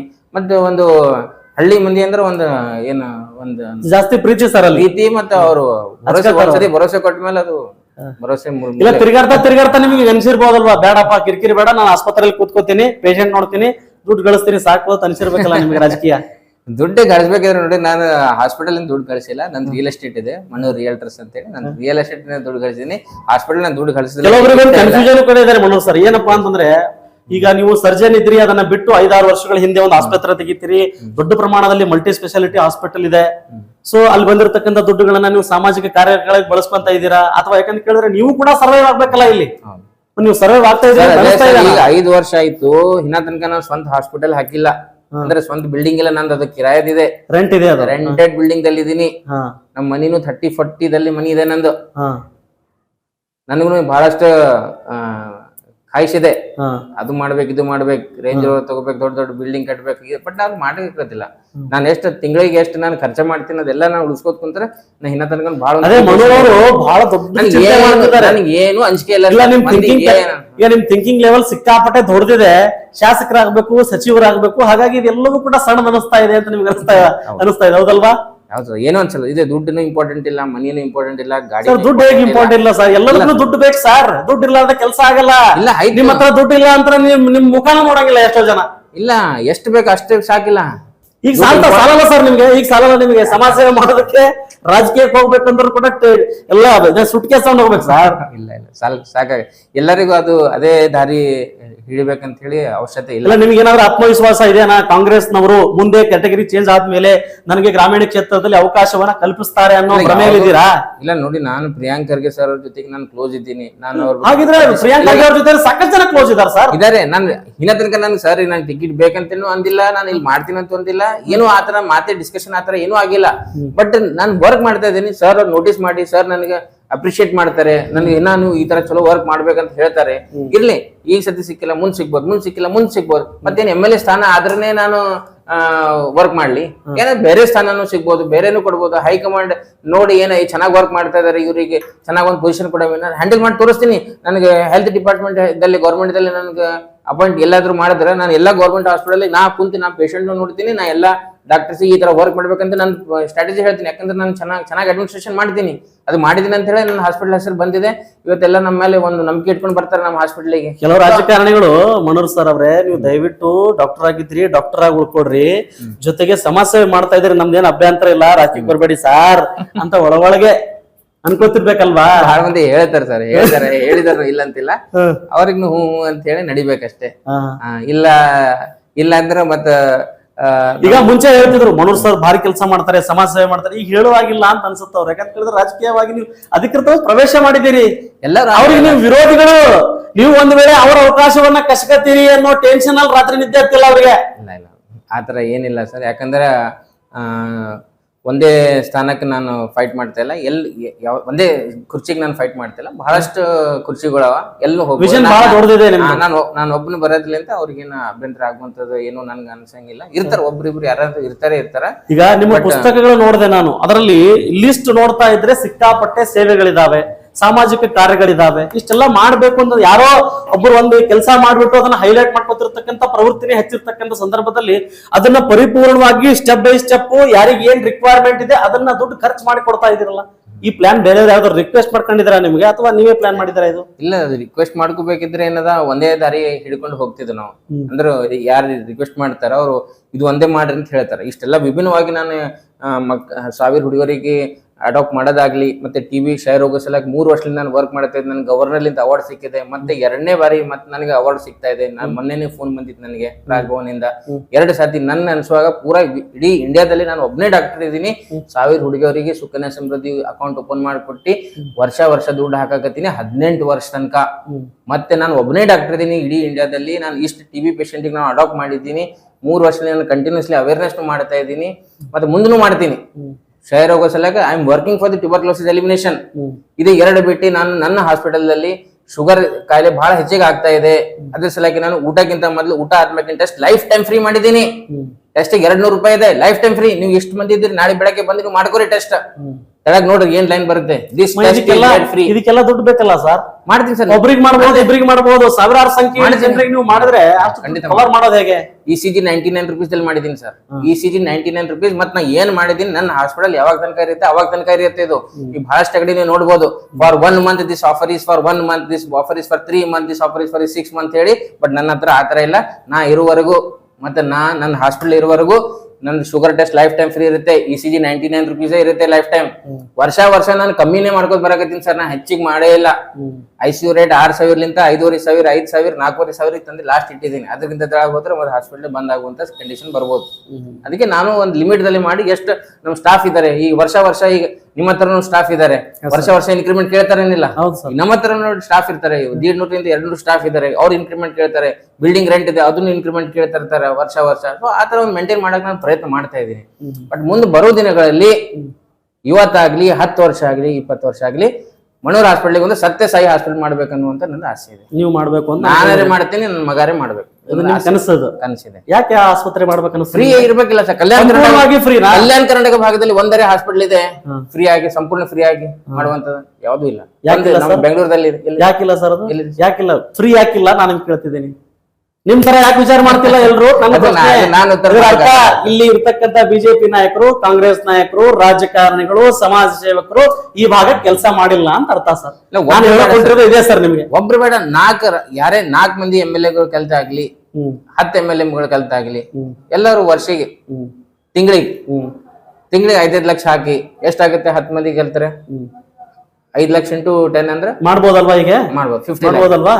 ಮಾಡಿಲ್ಲ ಅವರು. ಒಂದು ಫ್ರೀ ಆಗಿ ಹಾಸ್ಪಿಟಲ್ ಮಾಡಿದ್ರೆ ಅವ್ರ ವಿಫಲತೆ ಅಲ್ವಾ ಇದು? ಈ ಭಾಗದ ರಾಜಕಾರಣಿಗಳ ವಿಫಲತೆ ಅಲ್ವಾ ಸರ್ ಇದು? ಅವ್ರು ಬೇರೆ ಕ್ಷೇತ್ರದಲ್ಲಿ ಮಾಡಿರ್ಬೋದು. ನಾ ಡಾಕ್ಟರ್ ಇದ್ದೀನಿ, ನಾ ಹೆಲ್ತ್ ಫೀಲ್ಡ್ ದಾಗ ನಾನು ಹೇಳ್ತಾ ಇದ್ದೀನಿ. ನಾ ಯಾವ MLA ಬಗ್ಗೆ ಹೇಳ್ತಾ ಇಲ್ಲ, ಕಾಂಗ್ರೆಸ್ ಆಗ್ಲಿ ಬಿಜೆಪಿ ಆಗ್ಲಿ, ಇವ್ರು ನೀವು ಇದು ಮಾಡಿಲ್ಲ ಅದು ಮಾಡಿಲ್ಲ ನಾ ಹೇಳ್ತಾ ಇಲ್ಲ. ನನ್ಗೆ ಏನ್ ಅನಿಸ್ತಾ ಇದೆ, ನಂದ್ ಏನ್ ವಿಷನ್ ಇದೆ, ನಾ ಮುಂದೆ ಏನ್ ಮಾಡ್ಬೇಕನ್ನ ಅಂತ ಇದೀನಿ. ನಾನು ಹೇಳ್ತಾ ಇದೀನಿ. ಅವ್ರು ಏನ್ ಮಾಡಿದ್ದಾರೆ, ಅವ್ರು ಏನ್ ಮಾಡಿದ್ರೆ ಅವಶ್ಯಕತೆ ಇಲ್ಲ. Okay sir. ನಮಸ್ಕಾರ. ಸರ್, ಈಗ ತಮ್ಮ ಆಯ್ಕೆ ಎಲ್ಲಾ ಪಕ್ಷಗಳಲ್ಲಿ ಕಾಂಗ್ರೆಸ್ ಪಕ್ಷವನ್ನು ನಾನು ಜಾಸ್ತಿ ಇಷ್ಟಪಡ್ತೀನಿ ಅನ್ನೋ ರೀತಿಯಲ್ಲಿ ತಾವು ಹೇಳಿದ್ರಿ. ಯಾಕಂದ್ರೆ ಅದು ಒಂದ್ ಸೈಡ್ ಹೋಗಲ್ಲ ಅಂತಾನು ಹೇಳಿದ್ರಿ. ಒಂದ್ ಸೈಡ್ ಹೋಗಲ್ಲ ಅಂತ ಹೇಳಿದ್ರಿ. ಈಗ 2014ರಿಂದ ಇಲ್ಲಿಯವರೆಗೆ ಬಿಜೆಪಿ ದೇಶದಲ್ಲಿ ಆಡಳಿತ ನಡೆಸ್ತಾ ಇದೆ. ಅದಕ್ಕಿಂತ ಮುಂಚಿತವಾಗಿ ಕಾಂಗ್ರೆಸ್ ಅನ್ನ ಆಡಳಿತ ನಡೆಸ್ತಾ ಇತ್ತು. ಹಾಗಾದ್ರೆ 2014ರಿಂದ ಇಲ್ಲಿಯವರೆಗೆ ಕಾಂಗ್ರೆಸ್ ಯಾಕೆ ದೇಶದಲ್ಲಿ ಅಧಿಕಾರವನ್ನು ಹಿಡಿಯಲಿಲ್ಲ? ಜಾತ್ಯತೀತವಾಗಿದ್ರೆ ಬೆಂಬಲಿಸಬೇಕಿತ್ತು ಜನ, ಯಾಕೆ ಬೆಂಬಲಿಸಲಿಲ್ಲ? ಮತ್ತೆ ಇನ್ನೊಂದು ಪ್ರಶ್ನೆ, ಈ ದೇಶದಲ್ಲಿ ಅಭಿವೃದ್ಧಿ ಆಗಿಲ್ಲ ಅಂತ ಹೇಳ್ತಿದ್ದೀರಿ. 2014ರಿಂದ ಇಲ್ಲಿವರೆಗೆ ಏನು ಅಭಿವೃದ್ಧಿ ಆಗಿಲ್ಲ ಅಂತ ಹೇಳ್ತಿದ್ದೀರಿ. ಮತ್ತೆ ಜನ ಹುಚ್ಚ ಬಿಜೆಪಿಯನ್ನು ಆಯ್ಕೆ ಮಾಡಲು ಜನ ಹುಚ್ಚಿಟ್ಟಿದ್ದಾರೆ ಜನರಿಗೆ. ತಮ್ಮ ಅಭಿಪ್ರಾಯ ಏನು? 2 ಕ್ವಶನ್ ಕೇಳಿದ್ರೆ ನಾವು. ಫಸ್ಟ್ ಕ್ವಶನ್ 2014ರಿಂದ ಯಾಕೆ ಕಾಂಗ್ರೆಸ್ ಹೋಯ್ತು ಕೈಲಿಂದ ಅಂತ ಹೇಳಕ್ಕಿದೆ. ಅದೇ ಬಹಳಷ್ಟು ರೀಸನ್ ಇರ್ಬೋದು. ಜನ ಇಷ್ಟಪಟ್ಟಿಲ್ಲ ಅಂತಾನ ಸರ್? ಫಸ್ಟ್ ರೀಸನ್ EVM ಅಂತೀನಿ ನಾನು. EVM ನನ್ಗೆ ಇಷ್ಟ ಇಲ್ಲ. EVM ಚೆನ್ನಾಗಿದ್ರೆ ಅಮೆರಿಕಾದಲ್ಲಿ EVM ನಡೆಸ್ತಾ ಇದ್ರು. ಫಸ್ಟ್ ನಾವು ಬಂದ್ ಮಾಡ್ಬೇಕು EVM. ಬ್ಯಾಲೆಟ್ ಪೇಪರ್ ಆಗಿ ನಡೆಸ್ಬೇಕು. ಅದು ಲೈಫ್ ಲೈನ್ ನಾವು ಹಿಡ್ಕೋಬೇಕು ಬ್ಯಾಲೆಟ್ ಪೇಪರ್ ಆಗಿ. ಯಾಕೆ ಬ್ಯಾಲೆಟ್ ಪೇಪರ್ ನಡೆಸಲ್ಲ? ಯಾಕೆ EVM ನಡೆಸ್ತೀರಿ? ಯಾವ ರಾಜ್ಯದಲ್ಲಿ ಕಾಂಗ್ರೆಸ್ ಅಧಿಕಾರಕ್ಕೆ ಬರುತ್ತೆ ಅಲ್ಲಿ EVM ಚೆನ್ನಾಗಿರುತ್ತೆ. ಹೌದಾ? ಎಲ್ಲಿ ರಾಜ್ಯದಲ್ಲಿ ಕಾಂಗ್ರೆಸ್ ಸರ್ಕಾರ ಇದೆಯಲ್ಲ ಸರ್. ಈಗ ಹೇಳ್ತಾನೆ ಇದ್ದಾರೆ EVM ಕಾಂಗ್ರೆಸ್ ಸರ್ಕಾರನೇ ಹೇಳ್ತದೆ EVM ಇದು ಬ್ಯಾಲೆಟ್ ಪೇಪರ್ ತರಬೇಕಂತ ಹೇಳಿ. ಈಗ ತರ್ತಾನೂ ಇದಾರೆ, ಈ ಸತಿ ತರ್ತಾನೂ ಇದಾರೆ, ತರಬೇಕು. ಮುಂದೆ ಬರೋ ದಿನ ಇವಿಎಂ ಮೇಲೆ ನಿಮ್ಗೆ ಅನುಮಾನ ಇದೆ? ಸರ್, ಅನುಮಾನ ಇದೆ. ಹಾಗಿದ್ರೆ ರಾಜ್ಯದಲ್ಲಿ ಅಧಿಕಾರಕ್ಕೆ ಹೇಗೆ ಬಂದ್ರಿ? ಮತ್ತೆ ಇನ್ನೊಂದು ಮಾತು, ಅದು EVM ಒಂದ್ ರೀಸನ್ ಆಯ್ತು. ಎರಡನೇ ರೀಸನ್ ಏನಂದ್ರೆ ನೋಡಿ, ಈಗ ಒಬ್ರು ಯಾವುದೋ ಒಂದು ಪಕ್ಷ ಒಂದು ಬರ್ಬೇಕಂದ್ರೆ ಅದು 70-80% ತಗೊಂಡು ಪಕ್ಷ ಬರೋಕೆ ಅವಶ್ಯಕತೆ ಇಲ್ಲ. 30-35% ಓಟ್ ತಗೊಂಡು ಬರ್ತಾರೆ. 65% ಅಗೇನ್ಸ್ಟ್ ಬಿಜೆಪಿ ಓಟ್ ಮಾಡಿದ್ದಾರೆ. 35-40% ತಗೊಂಡಿದ್ದಾರೆ ಬಿಜೆಪಿದವರು ನ್ಯಾಷನಲ್ ಲೆವೆಲ್ನಲ್ಲಿ. ಇದು ಎಲೆಕ್ಷನ್, ಲೋಕಸಭಾ ಎಲೆಕ್ಷನ್ದಲ್ಲಿ ನಾವು ಮಾತಾಡ್ತಾ ಇದ್ದೀವಿ. ಮಾಡಿದವ್ರ ಜೊತೆ ನೀವು ಕಾಂಗ್ರೆಸ್ ಕೈ ಜೋಡಿಸ್ತೀರಿ. ಯಾಕಂದ್ರೆ ಜಾತ್ಯತೀತ ಅಂತ ಹೇಳ್ತೀರಿ. ಕೆಲವೊಬ್ರು ಕಾಂಗ್ರೆಸ್ ದೇಶದಲ್ಲಿ ಕೋಮು ಸೌಹಾರ್ದವನ್ನು ಬೆಳೆಸುವಂತವ್ರು ಕೆಲವೊಂದಿಷ್ಟು ಜನ ಇದ್ದಾರೆ, ಬಿಜೆಪಿ ಕಾಂಗ್ರೆಸ್ ಹೊರತುಪಡಿಸಿ. ನೀವು ಕಾಂಗ್ರೆಸ್ ಬೆಂಬಲ ಮಾಡ್ತೀನಿ ಅಂತ ಹೇಳ್ತೀರಲ್ಲ, ಅಂತವ್ರ ಜೊತೆ ಕಾಂಗ್ರೆಸ್ ಕೈ ಜೋಡಿಸ್ತೀರಿ? ಜೋಡಿಸಿಲ್ಲ. ಯಾರಿಗೆ ಜೋಡಿಸಿದ? ಜೋಡಿಸಿಲ್ಲ, ಎಲ್ಲ ಜೋಡಿಸಿಲ್ಲ. ಬಿಜೆಪಿ ಹೈದರಾಬಾದ್ ಅಲ್ಲಿ ಇರ್ತಕ್ಕಂತ ಅಸಾದುದ್ದೀನ್ ಓವೈಸಿ ಜೊತೆ ಕೈ ಜೋಡಿಸಿಲ್ವಾ ಚುನಾವಣೆಯಲ್ಲಿ ಕಾಂಗ್ರೆಸ್ನವರು? ಅವ್ರು ಹೇಳ್ತಾರೆ 15 ನಿಮಿಷ ಟೈಮ್ ಕೊಟ್ಟು ನೋಡಿ ಈ ದೇಶದಲ್ಲಿ ಹಿಂದೂಗಳ ಪರಿಸ್ಥಿತಿ ಏನಾಗ್ತದೆ ಅದೇ ಬೇಕನ್ ಮಾಡಿದ್ರೆ ನೀವು ಆಯ್ತು. ಹೇಳಿ ಸರ್. ನೀವು ಇಲ್ಲೇ ಕುಂತಿದ್ದೀರ, ಇವ್ರು ನನ್ನ ಪೊಲಿಟಿಕಲ್ ಐಡಿಯಾಲಜಿ ಕೇಳಿದಾಗ ನಾನು ಎಕ್ಸ್ಟ್ರೀಮಿಸಮ್ಗೆ ಲೈಕ್ ಮಾಡಲ್ಲ, ನಾನು ಬಿಜೆಪಿ ಮತ್ತೆ MIM ಗೆ ಲೈಕ್ ಮಾಡಲ್ಲ ಅಂತ ಹೇಳಿದೆ. ನಾನು ನಿಮಗೆ ಎದಕ್ಕೆ ಹೇಳಿದೆ? ಎಕ್ಸ್ಟ್ರೀಮಿಸಮ್ ಇದೆ ನೋಡ್ರಿ, ಆ ತರ ಮಾಡ್ತಾರೆ. ಮುಂದೆ ಬರುವ ದಿನಗಳಲ್ಲಿ ಭಾರತ ದೇಶದಲ್ಲಿ ಇದೇ ಮಾಡ್ಬೇಕಂತ ಇದಾರೆ. ಹಿಂದೂ ಸಮಾಜ ಒಂದ್ ಪಕ್ಷಕ್ಕೆ ಹಿಡಿಬೇಕು, ಮುಸ್ಲಿಂ ಸಮಾಜ ಒಂದ್ ಪಕ್ಷಕ್ಕೆ ಹಿಡಿಬೇಕು ಅಂತ ಹೇಳಿ ಮಾಡ್ತಾ ಇದಾರೆ. ಅದು ಆಗ್ಬಾರ್ದು. ನಾವು ಸೆಕ್ಯುಲರಿಸಮ್ಗೆ ನಾವು ಹಿಡ್ಕೊಂಡು ನಡೆದ್ರೆ ನಾವು ಬಹಳ ದೇಶ ಇನ್ನ ಬಹಳ ಉನ್ನತಿ ಮೇಲೆ ಇದೆ. ಪೊಲಿಟಿಕಲ್ ನಾನು MIM ಯಾವಾಗ್ಲೂ ನಾನು ಸಪೋರ್ಟ್ ಮಾಡೇ ಇಲ್ಲ. ನೀವು MIM ಬಗ್ಗೆ ನನ್ಗೆ ಕೇಳಕತ್ತೀರಿ? ಹೆಂಗ್ ಬಹಳಷ್ಟು ಮಂದಿ ಹಿಂದೂ ಸಮಾಜ ಒಳಗೂ ಏನೇನು ಮಾತಾಡ್ಯಾರ, ಅದು ಯಾವಾಗ್ರಿ ಮಾತಾಡಿ ಕೇಳ್ತೀರಿ? ಈಗ ನಿಮ್ಗೆ ಇದು ಒಂದೇ ಮಾತು ನಿಮ್ಗೆ ಪೂರ ಲೈಫ್ ಲಾಂಗ್ ಸಾಕು. ನಿಮ್ಗ 15 ನಿಮಿಷ ಎಷ್ಟು ಮಂದಿ ಇನ್ನೇ ಮಾತಾಡ್ಯಾರ ನಿಮ್ಮ ಬಿಜೆಪಿ ನಾಯಕರು ಮುಸ್ಲಿಮ್ಸ್ಗೆಲ್ಲ ಸಾಯಿಸ್ ಹೊಡಿಬೇಕಂತ ಹೇಳಿ. ಇದು ಯಾಕೆ ಕೇಳಲ್ಲ ನೀವು? ಎಷ್ಟು ತಬ್ರೇಜ್ ಅನ್ಸಾರಿಗೆ ಹೊಡೆದಾರ, ಅಕ್ಲಾಕಿಗೆ ಹೊಡೆದಾರ. ಈ ಉತ್ತಮ ನಗರದಲ್ಲಿ ಒಂದ್ ಹುಡುಗ, ಮುಸ್ಲಿಂ ಹುಡುಗ, ಅವ್ರ ತಂಗಿಗೆ ಕಾಡ್ಸಕತ್ತಿದ ಅಂತ ಹೇಳಿ ಹೊಡೆದಾನ. ಹಿಂದೂ ಮುಸ್ಲಿಂ ಅದಕ್ಕೆ ಇದು ಕೊಟ್ಟ ಎನ್ಕೌಂಟರ್ ಮಾಡ್ಬಿಟ್ರಿ. ಅದೇ ದಿನ ಮತ್ತೆ ಬೇರೆ ಮುಸ್ಲಿಂ ಹುಡುಗಿಗೆ ರೇಪ್ ಮಾಡಿದ ಹಿಂದೂ ಹುಡುಗ ನೀವು ಸಾಯಿಸಿದ್ರಿ, ಎನ್ಕೌಂಟರ್ ಮಾಡಿದ್ರಿ? ಮಾಡಿಲ್ಲ. ಅದಕ್ಕೆ ಕೇಳಲ್ಲ ನೀವು. ಇನ್ನ ಎಷ್ಟು ವರ್ಷ ಕಾಂಗ್ರೆಸ್ ಸರ್ಕಾರ ಯಾಕೆ ಮಾಡಿಲ್ಲ ಸರ್? ಎಲ್ಲಿದೆ ಸರ್ ಕಾಂಗ್ರೆಸ್ ಸರ್ಕಾರ? ಬಿಜೆಪಿ ಸರ್ಕಾರ ಈಗಲೂ ಕೂಡ ಈ ಸಂದರ್ಭದಲ್ಲಿ ಉತ್ತಮ ನಗರ ಸಿಚುವೇಶನ್, ಪ್ರೆಸೆಂಟ್ ಸಿಚುವೇಶನ್ ಮಾತಾಡಕತ್ತೀನಿ ನಾನು ನಿಮ್ಗ. ಅದನ್ನ ಬಿಟ್ಟು ನೀವು ಅದನ್ನ ಮಾತ್ರ ನೋಡ್ತಾ ಇದ್ರೆ, ಅದಕ್ಕೆ ಬಿಟ್ಟು ಎಷ್ಟೋ ಪ್ರಕರಣಗಳಾಗಿರ್ಬೋದಲ್ವಾ ರಾಜ್ಯದಲ್ಲಿ? ಎಲ್ಲಿ ರಾಜ್ಯದಲ್ಲಿ ಕೇವಲ ಮುಸ್ಲಿಂ ಒಂದ್ ಸೈಡ್ ಅನ್ನ ನೀವು ಯಾಕೆ ನೋಡ್ತೀರಿ? ನಾವ್ ಒಂದ್ ಸೈಡ್ ನೋಡಲ್ಲ ಸರ್. ಯಾಕೆ ಈಗ ಒಂದ್ ಸೈಡ್ ನೋಡಕತ್ತೀನಿ ಅಂದ್ರೆ, ಈಗ ಅತ್ಯಾಚಾರ ಆಗೋದು ಮುಸ್ಲಿಮರ ಮೇಲೆ ಅತ್ಯಾಚಾರ ಆಗ್ತದೆ. ನಾ ಅದಕ್ಕೆ ನಾನು ಮಾತಾಡ್ತಿದ್ದೀನಿ. ಈ ಅತ್ಯಾಚಾರದಲ್ಲಿ ದೇಶದಲ್ಲಿ ಮುಸಲ್ಮಾನರ ಮೇಲೆ ಅತ್ಯಾಚಾರ ಆಗ್ತಾ ಇದೆ, ಆಗ್ತಾ ಇಲ್ಲ. ಮುಸಲ್ಮಾನರಿಗೆ ಸರ್ ಹಿಂದೂಗಳ ಮೇಲೆ ಆಗ್ತಾ ಇಲ್ಲ. ಆಗ್ತಾ ಇಲ್ಲ. ಒಂದ್ ವೇಳೆ ಮುಸಲ್ಮಾನರ ಮೇಲೆ ಅತ್ಯಾಚಾರ ಆಗುತ್ತಾ ಇದ್ರೆ, ಭಾರತದ ಸ್ವತಂತ್ರದ ನಂತರ ಇಡೀ ವಿಶ್ವದಲ್ಲಿ ಅತ್ಯಂತ ಹೆಚ್ಚಿನ ಪ್ರಮಾಣದಲ್ಲಿ ಮುಸಲ್ಮಾನರು ಇದ್ದಿರ್ತಕ್ಕಂಥದ್ದು ಭಾರತ. ಹೇಗಾಯ್ತು ಅತ್ಯಾಚಾರ ಆಗಿದ್ರೆ? ಅವ್ರನ್ನ ತುಳಿತಾ ಇದ್ರೆ ಹೇಗೆ ಹೆಚ್ಚಿನ ಪ್ರಮಾಣ ನಡೀತಾ ಇದೆ? ಈಗ ನಡೀತಾ ಇದೆ. 2014 ಈಗ ಅತ್ಯಾಚಾರ ನಡೀತಾ ಇದೆ. ಸರ್ ನೀವು ಪಾಕಿಸ್ತಾನ ಬಗ್ಗೆ ಮಾತಾಡೋಣ ಅಂತ ಹೇಳ್ತೀರಿ. ನೀವೇ ಅತ್ಯಾಚಾರದ ಬಗ್ಗೆ ನೀವು ಮಾತಾಡ್ತಿರಲ್ಲ. ಒಂದ್ ನಿಮಿಷ ಹೇಳ್ತೀನಿ ಸರ್, ನಾನು ಪಾಕಿಸ್ತಾನದ ಬಗ್ಗೆ ಮಾತಾಡಬೇಡ ಅಂತ ಹೇಳ್ತೀರಿ. ಆಯ್ತು, ನಾನು ಮಾತಾಡಲ್ಲ. ಒಂದೇ ಒಂದು ಉದಾಹರಣೆ ಕೊಡ್ತೀನಿ. ಭಾರತ ದೇಶದಲ್ಲಿ ಇಷ್ಟು ಕೋಟಿ ಮುಸಲ್ಮಾನರಿದ್ದಾರೆ, ಅವರಿಗೆ ಯಾವುದೇ ಸ್ವಚ್ಛಂದವಾಗಿ ಭಾರತದಲ್ಲಿ ಬದುಕ್ತಾ ಇದ್ದಾರೆ ಅನ್ನೋದು ನನ್ನ ವಾದ. ನೀವು ಅತ್ಯಾಚಾರ ಆಗಿದೆ ಅಂತ ಹೇಳ್ತಾ ಇದ್ರಿ, ಅದಕ್ಕೆ ನೀವು ಎವಿಡೆನ್ಸ್ ಮಾತಾಡಬೇಕು. ಆದ್ರೆ ಪಾಕಿಸ್ತಾನದಲ್ಲಿ ಭಾರತ ಸ್ವತಂತ್ರದ ನಂತರ ಇದ್ದಿರತಕ್ಕಂತ ಹಿಂದೂಗಳ ಪರಿಸ್ಥಿತಿ ಏನಿತ್ತು, ಎಷ್ಟು ಪ್ರಮಾಣದಲ್ಲಿದ್ರು, ಈಗ ಎಷ್ಟು 1%, 2% ಬಂದಿದ್ದಾರೆ. ಅತ್ಯಾಚಾರ ಯಾರಿಗೆ ಆಗ್ತಿದೆ ಸರ್? ಇಲ್ಲ, ನಾನ್ ನಿಮ್ಗೆ ಕೇಳ್ತಾ ಇದ್ದೀನಿ. ಪಾಕಿಸ್ತಾನ ಭಾರತ ಬಿಟ್ಟು ಇತ್ತ ಸರ್? ಇಲ್ಲ, ಮುಸಲ್ಮಾನ ಮೇಲೆ ಪಾಕಿಸ್ತಾನ ಭಾರತ ಬಿಟ್ಟು ಇತ್ತ ಸರ್? ನನ್ನ ಪ್ರಶ್ನೆ. ಇಲ್ಲ ನೋಡಿ, ನಾನು ಭಾರತ ದೇಶದಲ್ಲಿ ನನ್ನ ಮಾತು ಕೇಳಿ. ಭಾರತದಲ್ಲಿ ಮುಸಲ್ಮಾನ ಮೇಲೆ ಅತ್ಯಾಚಾರ ನಡೀತಾ ಇಲ್ಲ. ಇದು ಒಂದು ಇಲ್ಲ, ನಾನು ಒಂದೇ ಹೇಳ್ತೀನಿ. ಭಾರತದಲ್ಲಿ ಮನುಷ್ಯರ ಮೇಲೆ ಅತ್ಯಾಚಾರ ನಡೀತಿದೆ ಅಂತ ಹೇಳ್ತಿದ್ದೆ ನಾನು. ಹಿಂದೂಗಳ ಮೇಲೆ ಮುಸಲ್ಮಾನರ ಮೇಲೆ ಬಂದಾಗ ನೀವ್ ಯಾಕೆ ಹಿಂದೂ ಮುಸ್ಲಿಂ ಅಂತ ಬಳಸ್ತೀರಿ? ನಾನು ಅಂತೀನಿ, ನಾನು 100 ಅಥವಾ 33 ಕೋಟಿ ದೇವರನ್ನ ಒಪ್ಪಿಕೊಳ್ಳುವ ಮನುಷ್ಯ ನಾನು. ಹಿಂದೂವಾಗಿ ಸರ್ವೇ ಜನ ಸುಖೀನೋ ಭವಂತು ಹೇಳ್ತಿರ್ತಕ್ಕಂಥ ತಾಕತ್ತು ನನಗಿದೆ. ನೀವು ನನಗೆ ಯಾಕೆ ಹೆಚ್ಚಾಗ್ತೀರಾ? ನೀವು ಕೂಡ ನಮ್ಮವರೇ ಅಲ್ವಾ? ನಾನಾಗಿ ನಿಮ್ಮನ್ನ ಮುಸಲ್ಮಾನ ಅಲ್ಲಿ, ನೀವು ಮನುಷ್ಯರು ಅಂತ ಹೇಳ್ತೀನಿ. ನಿಮ್ಮ ಮೇಲೆ ಅತ್ಯಾಚಾರ ಆದಾಗ ನಾನು ವಿರೋಧ ಮಾಡ್ತೀನಿ. ನೋಡಿ, ಯಾವಾಗ ಮುಸಲ್ಮಾನ ಮೇಲೆ ಅತ್ಯಾಚಾರ ಇದೆ ಅಂದ್ರೆ ಆ ಮುಸಲ್ಮಾನ ಮನುಷ್ಯ ಆದ. ಎಲ್ಲರೂ ಅತ್ಯಾಚಾರ ಆಗದ ನೀವು ಹೇಳ್ತಿದ್ರಿ, ನೀವೇ ಕೇಳ್ತಾ ಇದ್ರಿ ಕ್ವಶನ್. ನಾನು ಕೇಳ್ತಾ ಇಲ್ಲ, ಕ್ವಶನ್ ಅವ್ರು ಕೇಳಿದ್ದಾರೆ, ಅದಕ್ಕೆ ನಾನ್ ನಿಮಗೆ ಮಾತಾಡ್ತಿದ್ದೀನಿ ಅಷ್ಟೇ. ನಿಮ್ಮ ಕ್ವಶನ್ ಮೇಲೆ ನೀವೇ ಅದಕ್ಕೆ ಕಾಂಟ್ರವರ್ಸಿ ಮಾಡ್ಬಿಟ್ರಿ. No controversy sir, no controversy ಇಲ್ಲ ಸರ್. ಮುಸಲ್ಮಾನ ಸತ್ತಾಗ ಮುಸಲ್ಮಾನ ಇದಕ್ಕೂ ಮುಂಚೆ ನಾನು ಮಾತಾಡ್ಬೇಕಿದ್ರೆ ನೀನ್ ಏನ್ ಹೇಳಿದ್ರಿ ಸರ್ ಫಾರೂಕ್ ಸರ್, ಪಾಕಿಸ್ತಾನದ ಬಗ್ಗೆ ನಾನು ಮಾತಾಡಲ್ಲ, ಅದು ನನಗೆ ಸಂಬಂಧ ಇಲ್ಲ ಅಂತ ಹೇಳಿದ್ರಿ, ಹೌದಾ ಸರ್? ನಿಮ್ಮ ಪ್ರಕಾರ ಭಾರತಕ್ಕೂ ಪಾಕಿಸ್ತಾನಕ್ಕೂ ಸಂಬಂಧ ಇದೆನಾ ಇಲ್ವಾ ಸರ್? ಸಂಬಂಧ ಇರಬಾರ್ದು ನನ್ನ ಪ್ರಕಾರ. ಯಾಕೆ ಇರಬಾರ್ದು ಸರ್? ಯಾಕಿರಬಾರ್ದು? ಯಾಕಂದ್ರೆ ನೋಡಿ, ಭಾರತದಿಂದನೇ ಸ್ವತಂತ್ರವಾಗಿರ್ತಕ್ಕಂಥ ದೇಶ, ಸಂಬಂಧ ಇಲ್ಲ ಅಂತ ಹೇಳಕ್ ಸಾಧ್ಯ ಇದೆನಾ ಸರ್? ಇಲ್ಲ, ಸಂಬಂಧ ಇಡ್ರಿ. ಎದಕ್ ಸಂಬಂಧ ಇಡ್ಬೇಕಂದ್ರೆ ಅಲ್ಲಿ ಪೆಟ್ರೋಲ್ ರೇಟ್ ಏನಿದೆ ಇಲ್ಲಿ ಪೆಟ್ರೋಲ್ ರೇಟ್ ಕಂಪೇರ್ ಮಾಡ್ರಿ, ಅಲ್ಲಿ ಗ್ಯಾಸ್ ರೇಟ್ ಏನಿದೆ ಇಲ್ಲಿ ಗ್ಯಾಸ್ ರೇಟ್ ಕಂಪೇರ್ ಮಾಡ್ರಿ, ಈ ತರ ಕಂಪೇರ್ ಮಾಡ್ರಿ. ಅಲ್ಲಿಂದ ಜನ ಮುಸ್ಲಿಂ ಏನ್ ಮಾಡ್ಲಾತಾರ, ಇಲ್ಲಿಂದ ಮುಸ್ಲಿಂ ಏನ್ ಮಾಡಾಕತ್ತಾರ, ಅದೇ ಕಂಪೇರಿಸನ್ ಮಾಡ್ತೀರಿ. ಅಲ್ಲಿಂದ ಹಿಂದೂ ಏನಾಗ್ತಾ ಇದೆ, ಇಲ್ಲಿಂದ ಹಿಂದೂ ಸಮಾಜಕ್ಕೆ ಏನಾಗ್ತಾ ಇದೆ, ಅದೇ ಕಂಪೇರ್ ಮಾಡ್ತೀರಿ. ಅವ್ರ ಕಂಟ್ರಿ ಈಗ ಅವ್ರು ಬೇರೆ ಆಗಿದ್ದಾರೆ, ಅವ್ರದ್ದು ಪ್ರಾಬ್ಲಮ್ಸ್ ಅವ್ರಿಗೆ ಬಿಡ್ರಿ, ನಮ್ ಪ್ರಾಬ್ಲಮ್ಸ್ ನಾವ್ ಇಟ್ಕೋಬೇಕು. ನಾವು ನಮ್ಮ ಪೆಟ್ರೋಲ್ ಡೀಸೆಲ್ ಕಂಪೇರ್ ನಮ್ಮ ಸಮಾಜದಲ್ಲಿ ನಮ್ಮ ಎಷ್ಟು ಮಂದಿ ಗರೀಬರಾಗ್ತಾ ಇದ್ದಾರೆ, ಎಷ್ಟು ಪಾವರ್ಟಿ ಒಳಗೆ ಎಷ್ಟು ತುಳಿತಿದ್ದಾರೆ, ಎಷ್ಟು ಮಂದಿ ಊಟ ಇರ್ಲಾರ್ದ ಮಲ್ಕೋತಾ ಇದ್ದಾರೆ, ಎಷ್ಟು ಮಂದಿಗೆ ಪ್ರೈಮರಿ ಹೆಲ್ತ್ ಫೆಸಿಲಿಟೀಸ್ ಸಿಗ್ತಾ ಇಲ್ಲ, ಎಷ್ಟು ಮಂದಿಗೆ ಏನದ ಚೆನ್ನಾಗಿ ಏನದ ಅವರಿಗೆ ಫೆಸಿಲಿಟೀಸ್ ಸಿಗ್ತಾ ಇಲ್ಲ, ಎಷ್ಟು ಮಂದಿ ಎಜುಕೇಶನ್ ಸಿಗ್ತಾ ಇಲ್ಲ, ಗರ್ಲ್ ಅಂಡ್ ಬಾಯ್ ಏನ್ ರೇಷಿಯೋ ಇದೆ ಎಜುಕೇಶನ್ ಎಷ್ಟು ಡಿಫ್ರೆನ್ಸ್ ಹೆಚ್ಚಿಗೆ ಆಗ್ತಾ ಇದೆ, ಎಷ್ಟು ಫಿಮೇಲ್ ಡೆಲಿವರಿ ಟೈಮ್ ಡೆತ್ ಆಗ್ತಾ ಇದೆ, ಇದ್ರ ಬಗ್ಗೆ ಯಾರಾದ್ರೂ ಯೋಚನೆ ಮಾಡಕತ್ತಾರ? ಯಾಕೆ ಯೋಚನೆ ಮಾಡಕತ್ತಿಲ್ಲ? ನಾವ್ ಯಾಕೆ ಪೂರಾ ವರ್ಲ್ಡ್ ಒಳಗೆ ಡಯಾಬಿಟಿಸ್ ಫಸ್ಟ್ ಇದ್ದೀವಿ, ನಾವ್ ಯಾಕೆ ವರ್ಲ್ಡ್ ಒಳಗೆ ಟಿವಿ ಒಳಗೆ ಫಸ್ಟ್ ಇದ್ದೀವಿ, ನಾವ್ ಯಾಕೆ HIV ದಾಗ ಸೆಕೆಂಡ್ ಇದ್ದೀವಿ, ಫಸ್ಟ್ ಬರಕತ್ತೀವಿ, ನಾವ್ ಯಾಕೆ ಎಷ್ಟೋ ಅಂತ ಬಿಮಾರಿಗಳವ ನಾವು ಇಂಡಿಯಾದಾಗ ಫಸ್ಟ್ ಇದ್ದೀವಿ, ಮತ್ತೆ ಇಂತ ಎಷ್ಟೋ ಬಿಮಾರಿಗಳವ, ನಮ್ಮಲ್ಲಿ ಪ್ರಾಪರ್ ಡಾಟಾ ಇಲ್ಲ, ನಮ್ಮಲ್ಲಿ ಡಾಟಾ ಇಲ್ಲ. ಎಷ್ಟನೇ ಸಂಖ್ಯೆಯಲ್ಲಿ ಇದ್ರಿ ನಾವು ಹೇಳಿ ಸರ್? ಎಕನಾಮಿಲಿ ಇಲ್ಲ, ಯಾವುದೇ ಹೆಲ್ತ್ ಇಂಡಸ್ಟ್ರಿ, ಇಲ್ಲ ನೀವು ಯಾವುದೇ ಹೆಲ್ತ್ ಇಂಡಸ್ಟ್ರೀಸ್ ತಗೋರಿ, ಎಲ್ಲಾ ಹೆಲ್ತ್ ಇಂಡಸ್ಟ್ರಿದಲ್ಲಿ ನಾವು ವರ್ಸ್ಟ್ ಆಗ್ತಾ ಇದೀವಿ. ಇದು ನೀವು ನೋಡ್ರಿ. ಈಗ ನೀವು ಈ ವಿಷಯ ಯಾಕೆ ಮಾತಾಡಬೇಕು ಸರ್?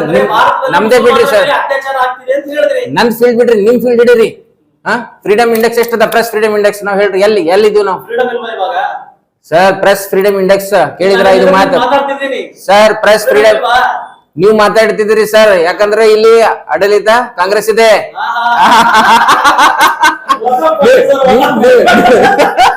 ನೀವು UP ಬಿಹಾರದಾಗ ಹೋಗಿ ನೋಡಿ ಸರ್, ಬಿಜೆಪಿ ಅಪೋಸಿಟ್ ಮಾತಾಡ್ರಿ, ನೋಡ್ರಿ ಹೆಂಗ್ ಮಾಡ್ತಾರ ಸರ್. ಪ್ರೆಸ್ ಫ್ರೀಡಮ್ ಇಲ್ಲ ಸರ್, ಇವತ್ತಿನ ಕಾಲದಲ್ಲಿ ಪ್ರೆಸ್ ಫ್ರೀಡಮ್ ಇಲ್ಲ.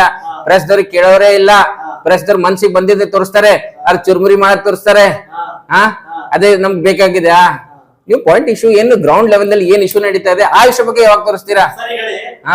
ಮುಸಲ್ಮಾನರ ಮೇಲೆ ಅತ್ಯಾಚಾರ ಆಗ್ತಿದೆ ಅಂತ ಹೇಳಿದ್ರೆ, ಹಾಗಿದ್ರೆ ಪಾಕಿಸ್ತಾನದಲ್ಲಿ ಕೂಡ ಅತ್ಯಾಚಾರ ಆಗಿದೆ ಅಂತ ಒಪ್ಕೋತೀರಾ ಇಲ್ವಾ ಸರ್? ಆಗಿರ್ಬೋದು. ಸಿಂಪಲ್ ಪ್ರಶ್ನೆ ಸರ್, ಆಗಿದೆನಾ ಇಲ್ವಾ? ಯಾಕಂತ ಹೇಳಿದ್ರೆ 47ರಿಂದ ಇಲ್ಲಿಯ ತನಕ ಹಿಂದೂಗಳ ಪರಿಸ್ಥಿತಿ ಏನಾಗಿದೆ, ಅವ್ರ ಪರ್ಸೆಂಟೇಜ್ ಯಾಕೆ ಕಡಿಮೆ ಆಯ್ತು? ಅತ್ಯಾಚಾರ ಆದ್ಮೇಲೆ ಕಡಿಮೆ ಆಗಿರಬಹುದಲ್ವಾ ಸರ್? ಸರ್ ಆಗಿರ್ಬಹುದು, ಬಟ್ ಅಲ್ಲಿಂದ ಮುಸ್ಲಿಂ ಏನಾದ್ರೂ ತಪ್ಪು ಮಾಡಿದ್ರೆ ಅದು ಇಂಡಿಯಾದ ಮುಸ್ಲಿಂ ಯಾಕೆ ಶಿಕ್ಷೆ ಅನುಭವ, ಅದು ಯಾಕೆ ಶಿಕ್ಷೆ ಅನುಭವಿಸ್ಬೇಕು ಸರ್? ನಿಮ್ಮ ಕಾಕನ್ ಮಗ ಏನಾದ್ರೂ ತಪ್ಪು ಮಾಡಿದ್ರೆ ನಿಮ್ಗೆ ಬಂದ್ ಹಿಡಿದ್ರೆ ನಿಮ್ಗೆ ಚೆನ್ನಾಗ್ ಅನ್ಸುತ್ತೇನಾ ಹೇಳಿ? ಅಲ್ಲಿಂದ ಈಗ ಹಿಂದೂ ಏನಾದ್ರೂ ಅಲ್ಲಿ ಏನಾದ್ರೂ ಮಾಡಿದ್ರೆ ಇಲ್ಲಿ ಹಿಂದೂ ಯಾರು ಕೇಳ್ತಾರೆ? ಹೌದು, ಹೋಗ್ತಾರೆ. ಅವ್ರು ತಂದೆ ಇದಾರೆ, ಒಂದೇ ಫ್ಯಾಮಿಲಿ ಇದಾರೆ. ಈಗ ನಾವಿದ್ರೆ ಮುಸ್ಲಿಂ ಒಂದೇ ಫ್ಯಾಮಿಲಿ ಆಯ್ತಾ? ಪಾಕಿಸ್ತಾನ ಮತ್ ನಾವು ಏನ್ ಮಾತಾಡ್ತೀರಿ ಸರ್? ನೀವು ಬೇರೆ ದೇಶದವರನ್ನ ಸಮರ್ಥನೆ ಮಾಡ್ಕೊಳ್ಳುವ ಕೆಪಾಸಿಟಿ ಇಟ್ಕೊಂಡಿದೀರಿ ಅಂತಂದ್ರೆ ವಿರೋಧ ಮಾಡುವ ಕೆಪಾಸಿಟಿ ಇಟ್ಕೋಬೇಕು ಸರ್. ಯಾಕೆ ವಿರೋಧ ಮಾಡಲ್ಲ ಸರ್? ನೀವು ಪಾಕಿಸ್ತಾನ ಫ್ಲಾಗ್ ತೊಂಬರಿ ಸುಟ್ಟು ತೋರಿಸ್ತೀನಿ ನಾನು ನಿಮಗ. ನನ್ಗೇನ್ ಮಾಡೋದ ಸರ್? ನಮ್ಗೆ ಏನು ಎಲ್ಲ ನನಗೇನು ಬೇಕಾಗಿಲ್ಲ ಸರ್. ನಾನ್ ಭಾರತೀಯ ಇದ್ದೀನಿ, ನಾನು ಭಾರತ ಬಗ್ಗೆ ಮಾತಾಡ್ತೀನಿ. ಭಾರತಕ್ಕೆ ದೇಶಕ್ಕೆ ನಾನು ನಂದ ಏನ್ ಬೇಕಾದ್ರೂ ಕೊಡಕ್ ನಾನು ತಯಾರಿದ್ದೀನಿ. ಮನ ಧನ ನಂದ್ ಯಾವಾಗ ನನ್ ಜೀವ ಕೊಡಕ್ ಬೇಕಾಗಿರ್ತ ಆ ಟೈಮಿಗೆ ಜೀವವನ್ನು ಕೊಡಕ್ ನಾನು ಸಿದ್ಧ ಆಗಿರ್ತೀನಿ. ಅದು ನನ್ನ ಇಸ್ಲಾಂ ಧರ್ಮನು ಅದೇ ತೋರಿಸುತ್ತೆ. ನಾನು ನಿಮ್ಗೆ ಏನ್ ಹೇಳ್ತಾ ಇದೀನಿ ಕರೆಕ್ಟ್ ಕ್ಲಾರಿಟಿ ಮಾಡ್ಕೊರಿ. ಭಾರತೀಯ ಮುಸಲ್ಮಾನರಿಗೆ ಒಂದೇ ರೀತಿಯಲ್ಲಿ ಬರೀ ಮಾತಾಡ್ಕೊಂತ ಕುಂತ್ರೆ ಹೆಂಗೆ? ಬರೀ ಅಲ್ಲಿ ಬಾಂಗ್ಲಾದೇಶದಲ್ಲಿ ಮಾಡಿದ್ರೆ ನಮ್ಗೆ ಕೇಳ್ತೀರಿ, ಪಾಕಿಸ್ತಾನದಲ್ಲಿ ಮಾಡಿದ್ರೆ ನಮ್ಗೆ ಕೇಳ್ತೀರಿ. ಇಲ್ಲಿ ನೀವು ಭಾರತ ದೇಶ ಒಂದು ಕ್ಯೂರಿಯಾಸಿಟಿ ಇದೆ ನನಗೆ. ಕೆಲವೊಬ್ರು ವಾದನೂ ಕೂಡ ಇದೆ, ಭಾರತವನ್ನ ಮೊಘಲರು ಆಳಿದ್ರು, ಹೌದಾ? ಬ್ರಿಟಿಷರ್ ಆಳಿದ್ರು, ಡಚ್ ಆಳಿದ್ರು, ಪೋರ್ಚುಗೀಸ್ ಆಳಿದ್ರು, ಬಹಳ ಜನ ಆಳಿದ್ರು ಸರ್. ಇಲ್ಲಿರ್ತಕ್ಕಂಥ ಪ್ರತಿಶತ ಭಾರತೀಯ ಮುಸಲ್ಮಾನರು ಅವರು ಹಿಂದೂಗಳೇ ಅನ್ನೋದು ಕೆಲವರ ವಾದ. ಇಲ್ಲಿ ಭಾರತದಲ್ಲಿ ಮುಸಲ್ಮಾನರು ಬರ್ಲಿಕ್ಕೆ ಹೇಗೆ ಸಾಧ್ಯ? ಪ್ರತಿಶತ ಮುಸಲ್ಮಾನರು ಕನ್ವರ್ಟೆಡ್ ಮುಸಲ್ಮಾನರು ಅನ್ನೋದು ವಾದ ಚರ್ಚೆ ಬರುತ್ತೆ. ಆನ್ಸರ್ ಏನ್ ಬೇಕು ನಿಮ್ಗೆ ಅದು ಹೇಳ್ರಿ. ನನಗೇನು ಬೇಕಾಗಿಲ್ಲ. ನೀವು ಇದನ್ನ ಹೌದು ನಾವು ಕನ್ವರ್ಟೆಡ್, ಇಲ್ಲ ನಾವು ಒರಿಜಿನಲ್, ಇದೇ ಉತ್ತರ ಸರ್. ಇಲ್ಲ ಅದಕ್ಕೇನು ಸಂಬಂಧ? ಅದು ನನ್ಗೆ ಹೆಂಗ್ ಗೊತ್ತಾಗುತ್ತೆ ನಾ ಕನ್ವರ್ಟೆಡ್ ಇದೀನೋ ನಾನು ಒರಿಜಿನಲ್ ಸರ್ ಇಷ್ಟೆಲ್ಲ ಮಾತಾಡ್ತೀವಿ ಗೊತ್ತಾಗಲ್ಲ ಸರ್ ನಿಮ್ಗೆ. ನಿಮ್ಮ ಮನಸ್ಸಿಗೆ ಶಾಂತಿ ಸಿಗ್ಬೇಕು ಕನ್ವರ್ಟೆಡ್ ಅಂದ್ರೆ ಆಯ್ತು ನಾ ಕನ್ವರ್ಟೆಡ್ ಇದನ್ನ ತಿಳ್ಕೊ. ನನ್ನ ಮನಸ್ಸಿಗೆ ಶಾಂತಿಗೋಸ್ಕರ ಉತ್ತರ ಕೊಡ್ಬೇಡಿ ಸರ್ ನೀವು. ಹಂಗೆ ಇದೆ ನಿಮ್ಮ ಮನಸ್ಸಿಗೆ ಶಾಂತಿ. ಇವತ್ತಿನ ಪತ್ರಕರ್ತರು ಅವ್ರಿಗೆ ಮನಸ್ಸಿಗೆ ಶಾಂತಿ ಖಂಡಿತವಾಗ್ಲೂ ಇಲ್ಲ ಸರ್. ಕೇಳಲ್ಲ. ನೋಡಿ ನನ್ನ ಪ್ರಶ್ನೆಗೆ ನೀವು ಉತ್ತರ ಕೊಡ್ಲಾರೆ ನೋಡ್ಸ್ಕೊತಾ ಇದೀರಿ. ಯಾಕೆಂತಂದ್ರೆ ಎಷ್ಟು ಮಾತು ಕೇಳಿದ್ರಿ? ನೀವು ಎವಿಡೆನ್ಸ್ ನೀವು ಮಾತಾಡ್ಬೋದಲ್ಲ, ಇಷ್ಟ ಎವಿಡೆನ್ಸ್ ಕೊಟ್ಟು ಮಾತಾಡ್ತೀರಿ. ಇಷ್ಟು ಮಾತು ಹೇಳಿದ್ರಿ. 600 ವರ್ಷ ಮುಗಲ್ರಿ ಏನದ ಇಂಡಿಯಾದಾಗ ಆಡಳಿತ ಮಾಡಿದ್ರು. ಅವಾಗ ಏನ್ ಮುಸ್ಲಿಂ ದೇಶ ಮಾಡಿದ್ರು ಅವರು? ಮಾಡಿಲ್ಲ. ಬ್ರಿಟಿಷ್ ಬಂದಾಗ ಏನ್ ಕ್ರಿಶ್ಚಿಯನ್ ಮಾಡಿಲ್ಲ. ಇಲ್ಲ ನೋಡಿ, ಇಲ್ಲ ಅದ್ರ ಬಗ್ಗೆ ಮಾತಾಡ್ತಾ ಇಲ್ಲ, ಅತ್ಯಾಚಾರ ಬಗ್ಗೆ ಮಾತಾಡ್ತಾರೆ. ಇಲ್ಲ ಕನ್ವರ್ಟ್ ಮಾಡಕ್ ಸಾಧ್ಯ ಆಗಿಲ್ಲ ಪ್ರತಿಶತವಾಗಿ ಅಂತ ಹೇಳಿ ಯಾರಿಗೆ? ಮುಗಲ್ರಿಗೆ ಅವ್ರು ಮಾಡಿಲ್ಲ ಆತರ. ಇಲ್ಲ ಇಲ್ಲ ತೋರಿಸಿ ಮಾಡಿದ್ರು. ಒಂದು ಬುಕ್ ತೋರ್ಸ್ರಿ, ಎಲ್ಲಾದ್ರೂ ಒಂದು ಬುಕ್ ಒಳಗ್ ತೋರ್ಸ್ರಿ ಇವ್ರು ಕನ್ವರ್ಟ್ ಮಾಡಕ್ ಬಹಳ ಪ್ರಯತ್ನ ಮಾಡ್ಯಾರ ಅಂತ ಹೇಳಿ ತೋರ್ಸ್ರಿ. ಇಲ್ಲ ಸರ್ ನೀವು ನೀವು ಈಗ ಚೇಂಜ್ ಮಾಡಿದ ಸ್ಕ್ರಿಪ್ಟ್ ತಂದಿ ನನ್ಗೆ ಹೇಳಿದ್ರೆ ನಾನು ಅದು ಒಪ್ಪಲ್ಲ ಸರ್. ಇಲ್ಲ ಮತ್ತೆ 600 ವರ್ಷ ಸಾಕಾಗಿಲ್ಲ. ಅಕಸ್ಮಾತ್ ನಿಮ್ ಪ್ರಕಾರ ಅತ್ಯಾಚಾರ ಮಾಡಿ ಇವ್ರು ಕನ್ವರ್ಟ್ ಮಾಡಿದ್ರ ಅಂದ್ರೆ ಮತ್ತೆ 600 ವರ್ಷ ಸಾಕಾಗಿಲ್ಲ ಅವ್ರಿಗೆ ಏನು ಚೇಂಜ್ ಮಾಡಕ? ಎಷ್ಟು ವರ್ಷ ಬೇಕಾಗಿತ್ತು? ಇನ್ನೇನ್ 1000 ವರ್ಷ ಬೇಕಾಗಿತ್ತು? ಅವ್ರ ಮನಸ್ಸಾಗ ಅದು ಇದ್ದೇ ಇಲ್ಲ ಸರ್. ಅವ್ರು ಬಿಸ್ನೆಸ್ ಮಾಡಕ್ ಬಂದಿದ್ರು. ಆ ಟೈಮಿಗೆ ಅದೇ ತರ ನಡೀತಿತ್ತು. ಆ ಟೈಮಿಗೆ ವಾರ್ ಮಾಡ್ಬೇಕು, ನಾವು ಇಷ್ಟ ಇದು ಗೆಲ್ಬೇಕು, ಇಲ್ಲಿ ತಿರ್ಗ ಬಂದಿದೀವಿ, ಇನ್ನ ಮುಂದ್ ಹೋಗ್ಬೇಕು, ಇನ್ನ ಮುಂದ್ ತಗೋಬೇಕು, ತಮ್ದು ರಾಜ್ಯ ಅವ್ರು ಬೆಳೆಸ್ಲಿಕ್ಕೆ ಪ್ರಯತ್ನ ಮಾಡ್ತಿದ್ರು. ಆ ಟೈಮ್ ಅದೇ ಇತ್ತು. ಅದ್ರ ಬಗ್ಗೆ ಅಷ್ಟೇ. ದೇಶದ ಮೇಲೆ ಅತ್ಯಾಚಾರ ಮಾಡಿಲ್ಲ ಅಂತ. ಬಟ್ ನಾವ್ ಒಂದ್ ಬ್ರಿಟಿಷರ ದೇಶದ ಮೇಲೆ ಅತ್ಯಾಚಾರ ಮಾಡಿಲ್ಲ ಅಂತೀರಿ. ಈ ದೇಶದ ಮೇಲೆ ಪೋರ್ಚುಗೀಸರು ಅತ್ಯಾಚಾರ ಮೊಘಲ್ ತನಕ ಹೋಗ್ತಾ ಇದ್ರಿ, ಅಲ್ಲಿ ತನಕ. ಬಟ್ ಇವತ್ತಿಂದ ಪ್ರೆಸೆಂಟ್ ನಮ್ ಇಂಡಿಯಾದಾಗ ಏನ್ ಪ್ರಾಬ್ಲಮ್ ಇದೆ ಅದ್ರ ಬಗ್ಗೆ ಯಾಕೆ ಮಾತಾಡಲ್ಲ? ನಮ್ ಪ್ರೋಗ್ರಾಮೇ ಮುಗಿದ್ ಪೂರಾ ಇಲ್ಲ ತನಕ ನೀವು ನೀಟ್ ಬಗ್ಗೆ ಕೇಳಿಲ್ಲ. ಯಾಕೆ ಮಾತಾಡಿಲ್ಲ? ಯಾಕೆ ಕೇಳಿಲ್ಲ ನೀವು ನನ್ಗ? ನಾವು ಕೇಳ್ಬೇಕಿತ್ತ? ಇಲ್ಲ ನಿಮ್ಮ ಇಲ್ಲ ಸರ್, ಇಲ್ಲ ಎಷ್ಟು ಇಲ್ಲ ವಿರೋಧ ಮಾಡ್ತೀನಿ. ಏನು ನೀಟ್ ಪತ್ರಿಕೆ ಸೋರಿಕೆ ಆಗಿರ್ತಕ್ಕಂಥದ್ದು ಖಡಾಖಂಡಿತವಾಗಿ ವಿರೋಧ ಮಾಡ್ತೀನಿ. ನೀವ್ ಹೇಗೆ ನಾನು ಈ ದೇಶದ ಪರಿಪೂರ್ಣ ಮುಸಲ್ಮಾನ ಅಂತ ಹೇಳ್ತೀರಿ, ನಾನು ಕೂಡ ಈ ದೇಶದ ಪರಿಪೂರ್ಣ ಹಿಂದೂ. ಹೌದಾ ಸರ್? ಹೌದು, ಕರೆಕ್ಟ್ ಇದೆ. 6 ಮಂದಿ ಹುಡುಗರು ಏನದ ಸುಸೈಡ್ ಮಾಡ್ಕೊಂಡ್ರು. ನೀಟ್ ಎಕ್ಸಾಮ್ ಪೇಪರ್ ಲೀಕ್ ಆಗ್ಲಿಕ್ಕೆ ಲೀಕ್ ಮಾಡಿದ್ರು. ಇದ್ರ ಯಾರ ಸಂಬಂಧ? ಒಂದು ಸೆಂಟ್ರಲ್ ಮಿನಿಸ್ಟರ್ ಆಗಿ ನೀವು ರಾಜೀನಾಮೆ ಕೇಳಿದಿರಾ? ನಿಮ್ ಚಾನೆಲ್ ಒಂದ್ಸತಿ ನಡೆಸಿದಿರಾ? ನೀವು ರಾಜಕಾರಣಿಯಾಗಿ ಸಮಾಜ ಸೇವಕರಾಗಿ ನೀವು ಕೇಳಿ, ಎಷ್ಟು ಸತಿ ಕೇಳಿದೀನಿ ನಾನು.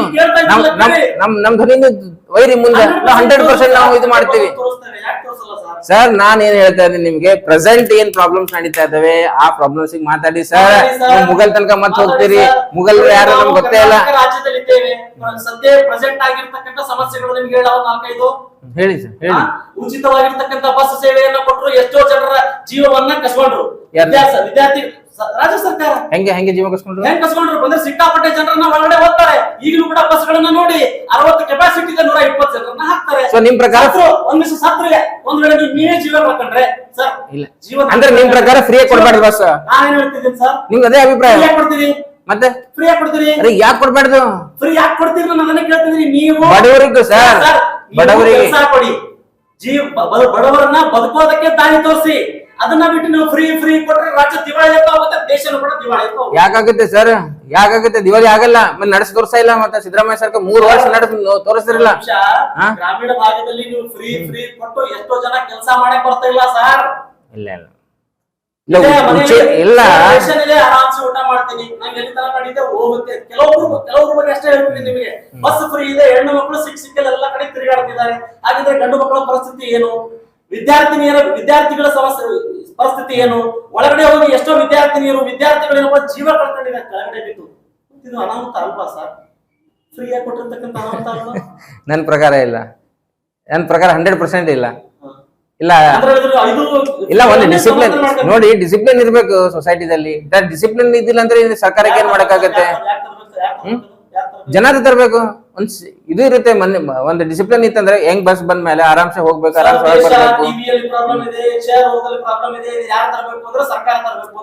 ಸರ್. ಅಲ್ಲಿ ಕರೆಕ್ಟ್ ಇದೆ. ಮನುಷ್ಯ ಮತ್ತೆ ತನ್ನಿದ್ ಏನಾದ್ರು ಪ್ರಯತ್ನ ಮಾಡ್ಬೇಕಿಲ್ಲ ಸರ್.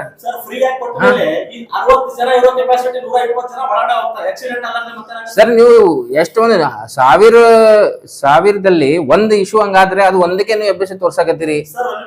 ನಾನು ಕೇಳ್ತೀನಿ ಹಂಗಂದ್ರೆ ಸರ್ಕಾರಿ ಬಸ್ ಇದೆ, ರೂಲ್ಸ್ ಇದೆ, ರೆಗ್ಯುಲೇಷನ್ಸ್ ಇದೆ. 60 ಜನ ಮಾತ್ರ ಒಳಗಡೆ ಬರ್ಬೇಕು ನೋಡಪ್ಪ ಅಂತ ಹೇಳಿ ಸರ್ಕಾರ ರೂಲ್ಸ್ ಮಾಡಬಹುದಲ್ವಾ? ಯಾಕೆ ಮಾಡ್ತಾ ಇಲ್ಲ?